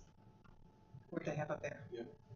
where's the, this map? She's, It could be the so after you go with the staff considered now, lots. then Okay, there's so, each, so what you're that saying happens is under each. it's 20%, but you go I read back from to her. the current DSO. Yes. Okay, so it's not listed. I understand. Okay. Vice Chairman Custer. So I have a question for you guys. I mean, that's the recommendation on this map. Y'all like the 3, or do you like the 5, or? Like the 4 that I was talking about before you sort of asked us questions. Yeah, I wanted to hear from y'all.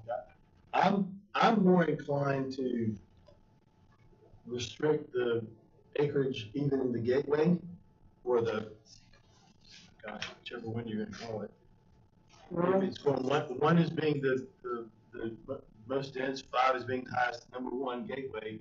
I'm even for restricting the lots to, instead of 1 acre, half an acre. In the gateway? Yeah, but the reason, all these things, They're gonna give you. the reason I'm not so sure I like that is because now you're really forcing everything here along that corridor, which is probably where it's gonna go anyway, but at least there's a difference here. When I drive through, there are some farmlands, there are people in your area, Chris, that want to keep their farmland. They don't want to have the big subdivision, which this map kind of allows for that, with at least being open space. But that makes the highest density strictly along that line, period. But that's for the sewer. I got that. What I'm saying is this gives you a different, it's not one size fits all, it's not one trade, it's here. So, I told you I like the first map, right? Because I had anchored on it, obviously, as council, as part of the dialogue we're gonna have. Along the way, we've talked about the 93 corridor, the 123 corridor. I think the folks that built 123 were intended for that to be a development standard, an anchor point for so in concert with that. For me, when you start looking at this, on the new map, the big Levi colored area, it feels to me that the way that you guys originally separated, segregated, whatever, into 2 different sort of, one the heritage and one was the ag heritage and one was the app heritage. That seems to be appropriate just based on like having a larger requirement. If you're talking about preventing sprawl, the darker line here, and and obviously arguing about where the map is, this darker thing here basically says have density that attracts folks to build in, closer to urban. So we have less chance to have to put in more sewer and less chance to have to put in more whatever. I mean, Liberty's street runoff runs into the wastewater treatment plant, right? Yeah. So if you're going to make improvements, don't add more space where you might end up having that consolidated in these areas. We can argue about like how big the blue is, I think, but I mean, the folks that are in my area are not dramatically affected by the blue, right? There's only some small spaces over here where folks should want to be affected in my area. So I'm open to hearing what you guys want for y'all's areas. But we've had this, for me, the theme of what we've talked about is cutting down on the city's reasoning for annexing. And if you do that, give them a little bit bigger space. And so half acre right next to town may not necessarily work with regards to maximizing your ability to put people where there's already sewer capacity. I think which is her argument. And I think that's the argument of some of the folks I hear outside the Highway 8 area around the east. But I like the idea of splitting these guys up. After that, you guys can tell me what y'all like for y'all's place. Because both maps here seem to be fairly much reasonably respecting my districts already set up. Mr. Chairman. My thought is with the annexation part, and there is finally a bill that gives county standing, just put in place. Not only gives county standing, but also gives an opportunity for de-annexation, people that want to be de-annexed. And I think it's got a good shot, but from a lot of the counties across the state that are saying the same thing. Give the county statement just basically says, hold on, if you're gonna do this and it's gonna have an impact on the people who live here, at least they need to have a voice. So I don't know that we can create anything, any map to compete or make it better for them to solve their problem of annexation. If they're gonna try to annex, they're gonna try to annex until this law gets passed. I do believe that, which is why I'm not quite sure about, I mean, I get there needs to be the growth needs to occur where the infrastructure already exists, but we're jumping, I think you're jumping way too far and pushing everything just right here where there's other opportunities without sprawl, but for those open space subdivisions, whether they're 40% of it or whatever, but with bigger size lots. So sprawl. No.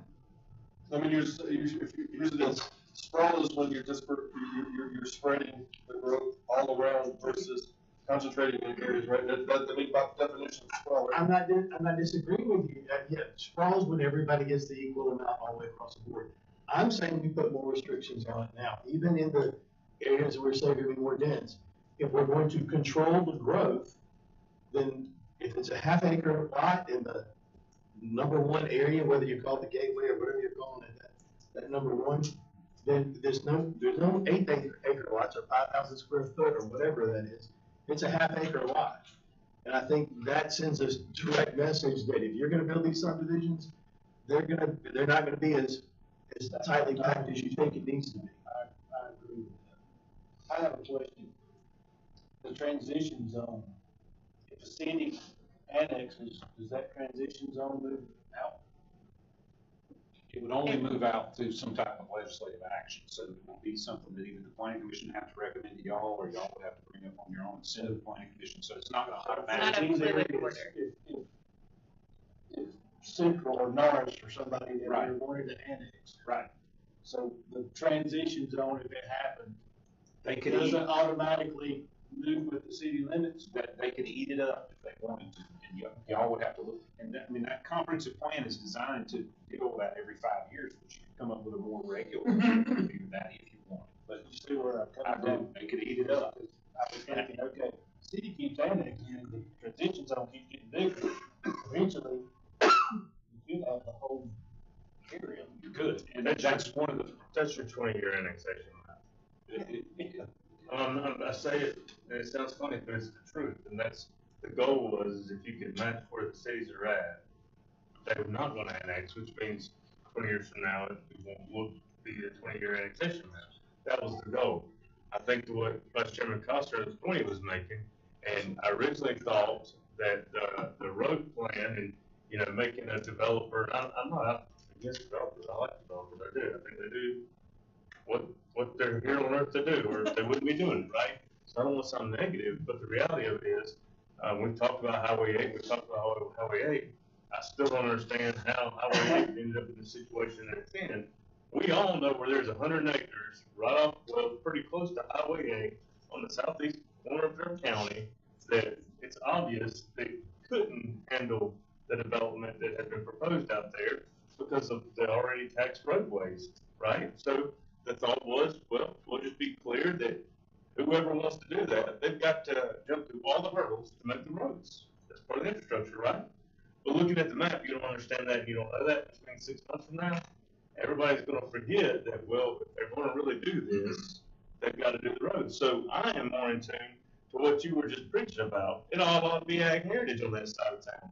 In fact, the only thing I wouldn't make ag heritage, just looking at it, would be the stuff on the northern end of town where it's already tight, it makes sense, and there's already some natural barriers in place for almost the wildfire to stop jumping. That's why I like this map better, And well, even with that map, when I look, except for that part. if you look this swath right here, right, I think it all ought to be just off of me. But now I don't have a problem with this map because I know what it would take to actually do, and I don't know that there's anybody willing to do it. But that's going to be lost because as we had the debate a while ago about roads and what the road studies mean and all that, it's been lost already, and that's my fear with even the map. And I was one of the biggest proponents for it, you know, advocated and all the things. But I think there's a lot of opportunities still.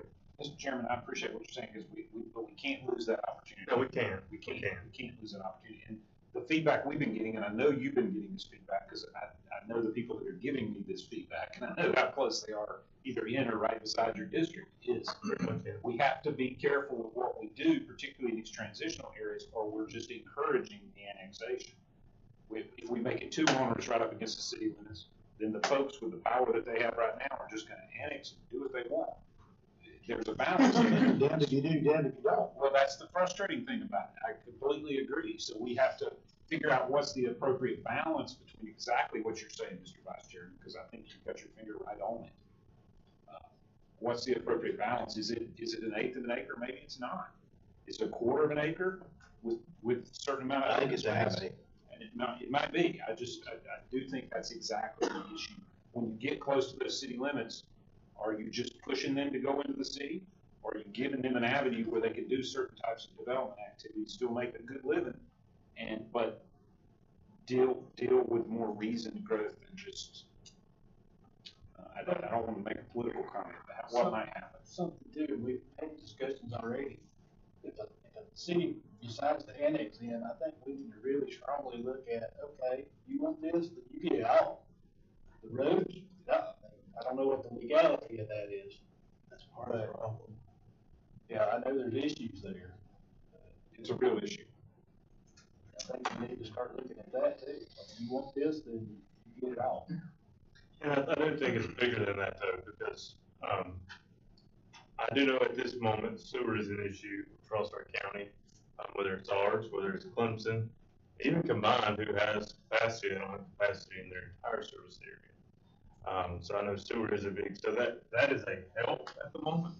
And by what I understand, it's a help on that side of town at the moment. That's the moment. And it's been how many years since this document has been touched? So it needs to be a good enough document to support when that sewer capacity is no longer an issue, whether it be for. Now, Ms. Linville, I am very sensitive to everything that you have said, and I don't disagree. I do think it's interesting. If you will look at and I don't have the exact numbers, but I'm sure somebody in the audience does, look at rent, look at the cost of purchase for a house in Easley or Clemson versus, I don't know, let's say Norris. There's a big difference. There's a significant difference, and there's a reason behind that. And so I think that's part of the driver as well. But that also tells you people want to live there. So are we doing all this in vain just to be annexed anyway? It's the other Fall Street. Can I ask a question? Sure. Okay, so the rural area is going to be 40% open space.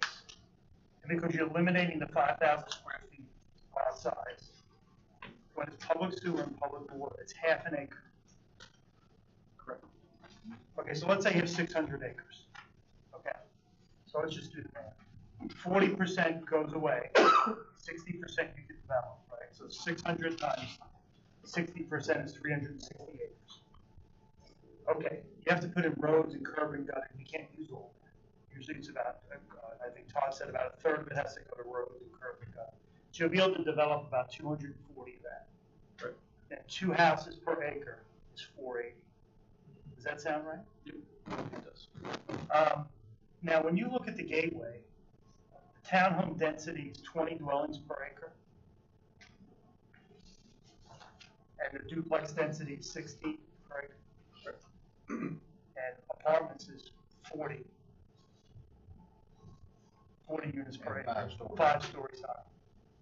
Okay, so let me just give you an example. This is going to just kill your. It's going to make a point. Sheriff Mill subdivision was 100 acres. That was a big issue, right? So you have to have 20% open space there in the gateway corridor. Is that correct? Yep. Okay. So you have 80 acres. You have curb and gutter and all that. A third of that goes away. Right? You got to put roads, curb and gutter in. So you're going to lose 100 acres goes to 20% goes away. 80's left. A third of that goes away because the roads, curb and gutter. So you're looking at 55 acres that you can develop on Sheriff Mill Road. Now, according to the standard, you can develop 1,100 townhouses or 880 duplexes or 2,200 apartments. Does that math sound right? It does sound right. Okay, so what you do is you have 100 acres, 20% goes away, so you're left with 80. You got roads, curb and gutter, a third of that's gotta go away. Right. So you're left with 2/3 or 55. And 55 times 20 for the townhomes is 1,100. So before you could have 4 townhomes per acre. Now it's 20 in that corridor. See, that's exactly the point. We know that on one side of the county, they're very desirous of that. I know. But we don't need to be making that decision. Yeah, I think this is the disagreement we have. I think that you can lower density everywhere. And you're saying, well, if we're gonna lower it in the northern part of the county, we have to raise it in the southern part. I mean, I'm just one vote. I already could be 5-1 on this, so it's not a big deal to do that. But I'm just saying, that's our fundamental disagreement. I hear you, Councilman Davis, but I literally also just heard the Vice Chairman and myself argue against what the current proposal is. So I hear you and I don't disagree with you. That part of the proposal hasn't changed, has it? Well, it hasn't. That's what we've literally been sitting here debating and discussing. And you just talked about single family. You're right. I apologize. You're right. All we've been talking about, and you've added this other complexity, which is a great point. And you're right. Ms. Lindbergh wants something different in her part that we think should be on the other side. So maybe a map with just 3 colors in it isn't going to suffice. Maybe it needs to be where we do a different definition around the Easley area versus around the Clemson area. That's another way to look at it. Yeah, there's a north-south aspect to this map, and as we talked about, I think we talked with some members of the public, there's an east-west aspect to this, and that's based on the feedback that the public's getting. What you're hearing from your various constituencies, right? There's an east-west aspect. As you get further west, the desire for the tool to have a townhome subdivision goes up. Let me ask another question. The Highway 11 ordinance now, all homes, all subdivisions are limited to 10 homes on Highway 11 right now. As far as you can see, north and south, that's the current ordinance. You agree with that? I don't think that's true. I think it is. No, I don't have the Highway 11 ordinance with me, by the way. It says, let me just read it. It says, the reason I'm getting to that is that but you do realize it's a 10 limit on Highway 11 for all subdivisions. Do you have to accept that? That's what's I don't know, important. I'd have to look at that language. Okay. If you've got it, I'll be I glad have to it. look. Okay. Check those 2 things. Yeah, thank you. It's north and south as far as you can see. Plus, it's 10 for all homes, subdivisions. Now, does that remain intact or not? It's up to you, but yes, By default, it remains intact. yes. What about the new provisions against commercial and industrial?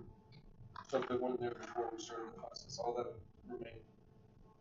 But the prohibitions, the extra standards y'all applied in Highway 11, because there was no prohibition against that previously. I want to make sure that's clear. Right. And there's still no prohibition outside of that area. That's right. That was a big point of contention when the council debated that back last year, is that we don't have any protections whatsoever on commercial or industrial around Highway 11. Right. But this previous council voted for the first time to put industrial and commercial limitations on Highway 11. Not entice, but making. No, definitely not enticed to actually put the first limitations in the history of the county on that area. Okay? That's right. So let's make sure that we don't get that wrong in the public perception. We do not want the public to think that you all voted to entice people to put industry on Highway 11. So to make sure I'm clear here, Yes. we put provisions to protect folks from that in the Highway 11 stuff. That's categorically clear to near everyone here. Yes. At this point, I hope. And those provisions would stay in place. Instead of soliciting and encouraging it, we put provisions in to curtail it, and all of that would still be in there. That's right. That's correct. Oh, wow. Okay. Hit the edit button.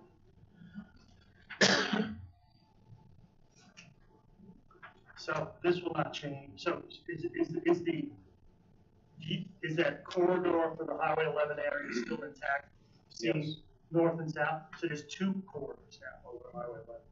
If this passes, If it was part of a zone or whatever that would be, yes, absolutely. so there'll be two. It'd be two. There'll be the one as far as you can see north and south. That's right, that's the design Did you standard. confirm that? Right, that's Okay. correct. That's right. Okay, as far as you can see north and south, 10 homes maximum, all subdivisions. Reading about the 10 Okay, home you'll get I'm that. not there Okay, yet. and then on top of it's gonna be this new corridor, which is the master plan. It actually it protects more of the very northern part of the county. It makes it. In reality, it doesn't. It should, if you eliminated the old Highway 11's ordinance and you put this in, you would make it less restrictive. Well, I I'm don't know not- how that's possible. I mean, I'm not trying to argue politically with you, I don't. Because you can only build, I'll explain to you. Okay. You can only build 10 houses for any subdivision. That point is still something you're asserting that I don't think to be true. Okay, Okay? okay. Let me find it and give it, show it to you. With open space subdivisions as an option, this requires anything other than conventional subdivisions up to 10 lots to go to the planning commission for recommendations. Is that what you're arguing and saying that this will allow you to go for a master plan? Is that what you're arguing? Are you reading the Highway 11 ordinance? I just read this up No, there. that's It's just- something different. I've got what he's asking, because I'm reviewing it. Okay, we can get it. Go find it. I think I read it correctly. I would be very surprised by that comment from Purdue. Would you? I would be. So I think we need to, the Denham area here. I like that. I like Yeah. the denim area. It says the majority of the county stays in the same ordinance it currently has, but we're doing open space subdivision Let me find 40%. it. Adding sidewalks, road widths, dark sky lighting. It's protecting the majority of the county and actually improving it by putting the open space subdivisions, which means the subdivisions that do go in there are going to be nicer, well thought out, more attractive, and better conservators of the land because of the 40% subdivision. So we are improving the majority of the county, the Denham area there. We're now saying we recognize some housing is going to come in, so we're going to put it into open space, 40%, which is huge. It's like the upper level that any developer will consider. We're borderline not making a profit for developers, which I know it's a lot of people's goal. Those are going to be attractive, and they're going to eliminate the problems that most people are complaining about development right now, and that is in the majority of the county. And that is possible because you're greatly increasing density requirements in Dartmouth. Where we need houses, where hopefully we will have buses going up and down, where hopefully people will have a wide variety of price points of homes that they can actually afford. So in order to get the goal, which most of y'all expressed to at the beginning of this, which is we want open space subdivisions that are well thought out, that aren't clear cut, that have huge protections of land, that are smart about traffic, that have dark sky, that are good for the county. For the majority of that to be possible, huge swaths of land, you're asking for where our major roads and sewer are to be denser with a wide variety of price points of homes. And then we are just not touching the scenic protected northern part of the county. This looks like a big win to me. This looks like something you could walk away and be like, we did our goals. And it's, There are people in the southern part of my district, the southern part of his district, that don't want that much density. I realize your district, you have people that want all this density. And I get I it. hear, no, yes, and I do think, and Your I'm not, district stops right there. no, I know, and I understand, I completely You understand don't that. make the district line. but- I know, and I do, and I understand like what the chairman was saying about possibly carving out a different area. I do think there are parts of this map that are definitely under discussion, and I will leave that to those of you who represent those districts. But I mean, symbolically, this concept checks the boxes of what I thought the general goals of this council were. So I'm pleased I with it. think one key is lot size increase. Can we get Chris to confirm that then? So you're getting rid of the 5,000 square foot in the big area, right? What is I'm getting lost. So what, for for this rural community development area, the dental space, what is the bottom of the land size? Half acre, Okay, with so. a 40% open space. Okay, so. That's huge. So that, I mean, honestly, I think that's what we can ask for the other night, is can we ask for George's bottom? But then the blue space gets to be a little, is more dense, so what's the bottom for the blue, for the, what's the bottom for the navy area? No, the citadel blue, we're gonna go citadel blue. What's the bottom for the citadel guys? That's 20% open space. Citadel blue, is that the? That's the dark blue. Dark, okay. The bottom Gateway corridor is citadel blue. the smallest lot size for that would be 5,000 square feet, lot sizes with a 20% open space. With sewer. With sewer. So those are still. It's still half acre? So without sewer, what's the size? Without sewer, what's the bottom size? Half acre. So there you got what you were asking for. That's what I'm asking, the half acre part. Yeah. Right around the sewer. But I still think that there, I think, No, it drops. If you have sewer, it's an eighth of an acre. So an eighth. yeah, see, That's what we're arguing. that's, I'm saying that if you do out here, I make a well, first, I do wanna make a motion that, cool, I see the three, I would like to add back in the natural heritage area so that we can make some adjustments based on your definition of natural heritage area. Add back in the natural heritage area as a corridor or zone that we can paint in. Because what I'm talking about with this map here, there's only this choice or this choice. And then, but he's got it at Highway 11. Okay, so there's only two choices, and I'm saying that there probably should be another option in there for the things he's talking about down here at Highway 8. We probably need to we need to shade that a different color of blue. For these other areas that are around on the different sides of Central and Liberty, they probably right now, they may one day be that, but right now we need to keep them, we need to restrict it the best that we can. Do we know where the sewer lines up with the Citadel Blue? We know, I think, for all the municipalities but one. And I don't think That's just right. like. I'm gonna jump in on this, because I don't know that it goes all the way down 123. Well, let's say, do we know? Not yet, so why we, That's what I was about to go, just because there's a line there, is there capacity there? Like, to the point I was making earlier about combined. So are we arguing a mute point? Are we really talking about half acre and? Where it's not available, but it might be one day, but, yeah. Okay, are we sitting here arguing over that? That's the question. One of the maps in the previous package had that. I don't know if that's in the back From here. from the second reading packet, there's a map of known sewer lines. As Pickens County, City of Clemson, and these. Again, just because there's a line, because we know Clemson has lines everywhere. Ask for some capacity. And I don't mean that disrespectful. Yeah. I mean that truthful. I made fun of combined earlier, they're gonna come after me, so. I was on Clemson too. I don't think one word is there, is it mute? It's two moving places. I'm sorry, it's from crazy. I had a Pop-Tart at 7 o'clock this morning, I wasn't even shaking 3. I'm looking to be functioning. Right, I apologize, because I don't think start Googling stuff right here on the camera. Councilman Laws. Do we not still have sewer study They think it means something else. going on? we had to build out something just recently, right there. What are you talking about?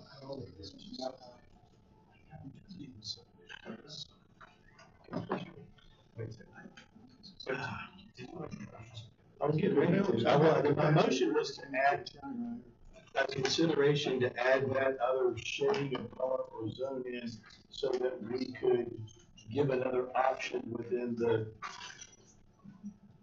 Citadel Blue area. Would that also, would you also narrow that Second, I was just down? wondering.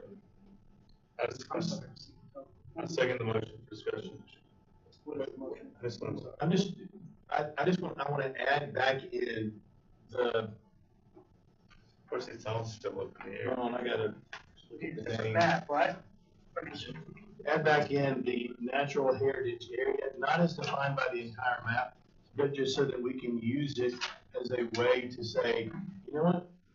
This area right here probably should be natural heritage area, so I like that colored in. Or this area right here over Highway A, they ain't gonna be able to do anything with that yet. We need to, because right now they're just this choice or this choice. In this area, you get two choices. So I want a third choice so that we can say, no, it's gonna be a half acre, no, it doesn't have the infrastructure yet, so it should be called this natural heritage area. It doesn't need to be the gateway corridor area where we're expecting the massive density. What are you talking about? Well, we're talking about whether the highway limit. I apologize, Mr. Chairman, I am creating a disturbance. We will talk about this. I apologize.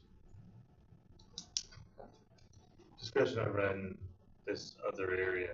So, I mean, the map as a whole is still up for debate and discussion. Which one are we at? We're at the one that's like, instead of it being going down to an eighth, it goes down to a quarter. Is that what that area did? I don't remember. I can't tell the difference in the colors. So I thought the natural heritage one was the one that was the most restrictive on the first map. Open space subdivision standards require 40% open space, sidewalks, road widths, and dark skylighting. Roy, is your proposal to have less of it be dark blue or less of it be denim blue?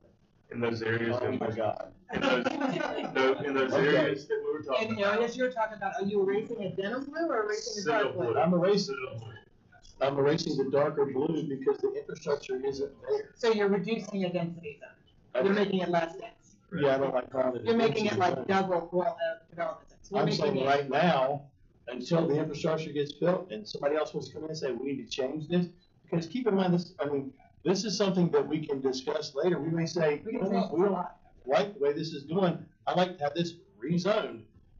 And we can vote to do that. But for right now, go ahead and locking it in and saying, this is where we want you guys to go start building when the infrastructure isn't already there, or where the infrastructure is already taxed. Then why are we making that an option? So instead of the long straight corridor right there, you're gonna have little islands around the gray. And the rest of it, it'll all be the same color as the, it'll all be blue jeans. He's not gonna blue do is jeans. making a new color. What's the difference? One of the new, the blue jean does. So in reality, he's right. Because the big thing that the natural heritage area does, it follows the UDSO. It stays at 40% open space, which means it can't drop to the 20% open space that the gateway area or transition district would allow for. So you guys can make a bubble around Norris and Central and Liberty, I guess there, that may be a darker blue, but then there's gonna be the denim. And like your southeast area of the county where I know there's not a sewer capacity, I know the road won't support it. But we're Also gives you- pretending like there's a chance that you can do it, but you really can't. Overdevelopment risk area, that's what Highway 8 is, right? So, it could be colored whatever you want to, but we do an overdevelopment risk area. And it bumps it up one level until, road this and this is done, which makes it more of a, it would actually bring it back to the council to decide whether or not they want to do this because the roads are already there. So 8 years from now, they'd have to act to relieve that overdevelopment area. I amend my motion, overdevelopment risk area. Like it could be.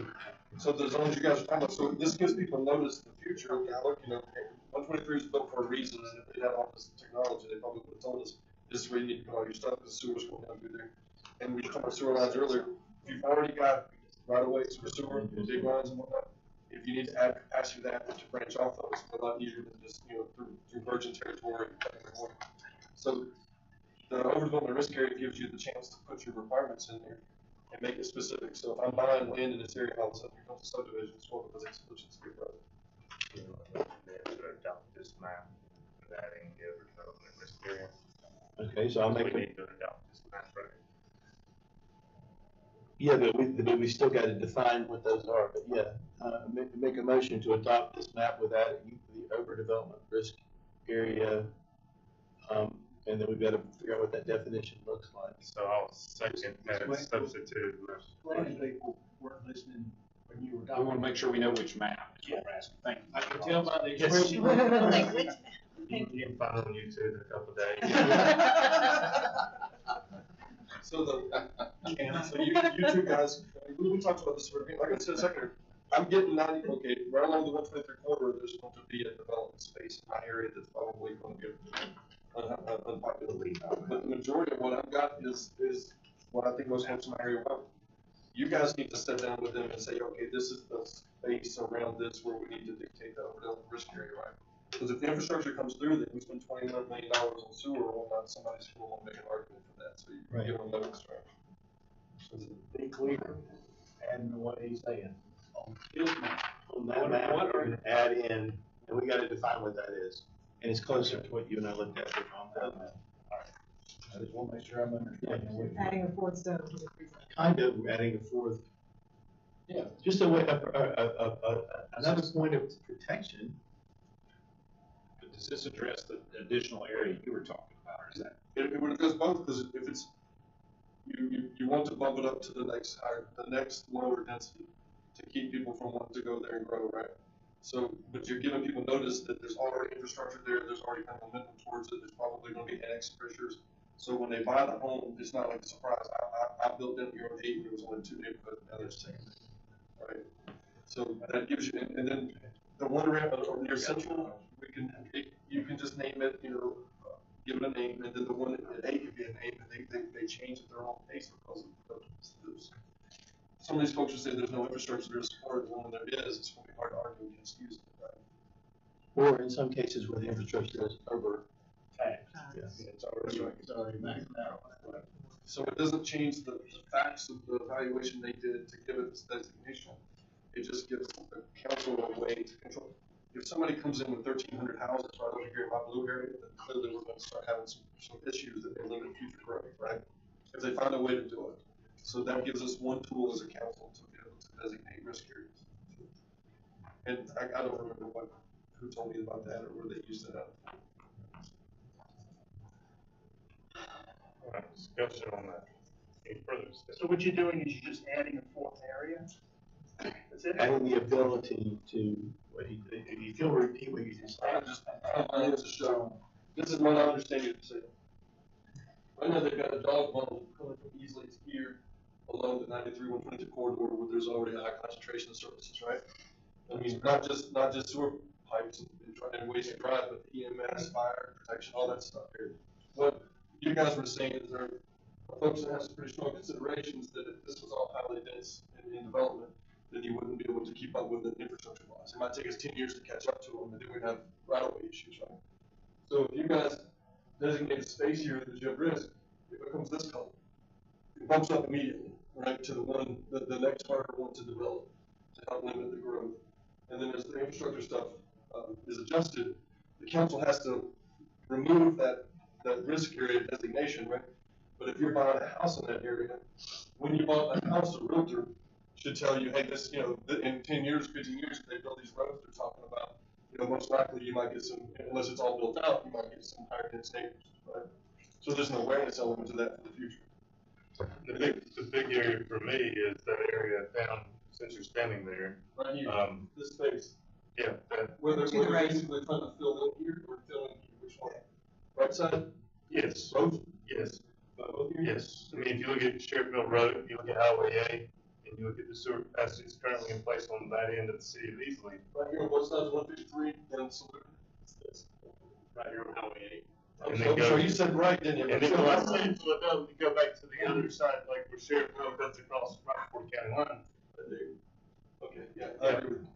Yeah, because this is light color, so it's going to be what you're looking for, as opposed to right there next to the city. It's slightly different. Yeah. Gotcha.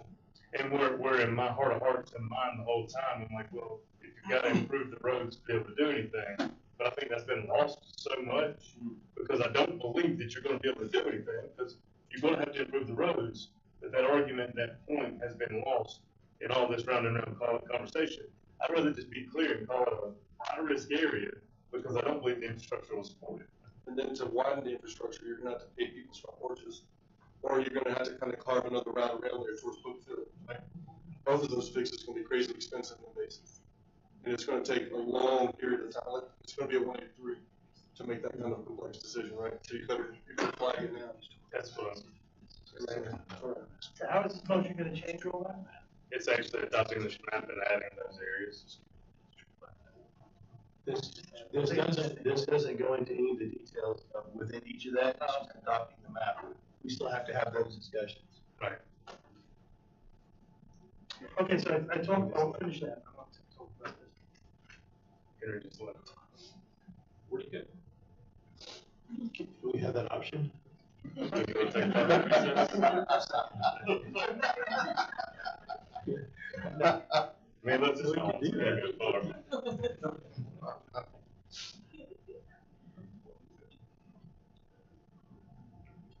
I'll tell you what, I'll make a motion that we take a 5 minute recess. For a 5 break. All those in favor, please signify by raising your hand. Thank you. We're gonna take a 5 minute break. You're right, so I was right. Planning commission just waived this thing. That's right. You should.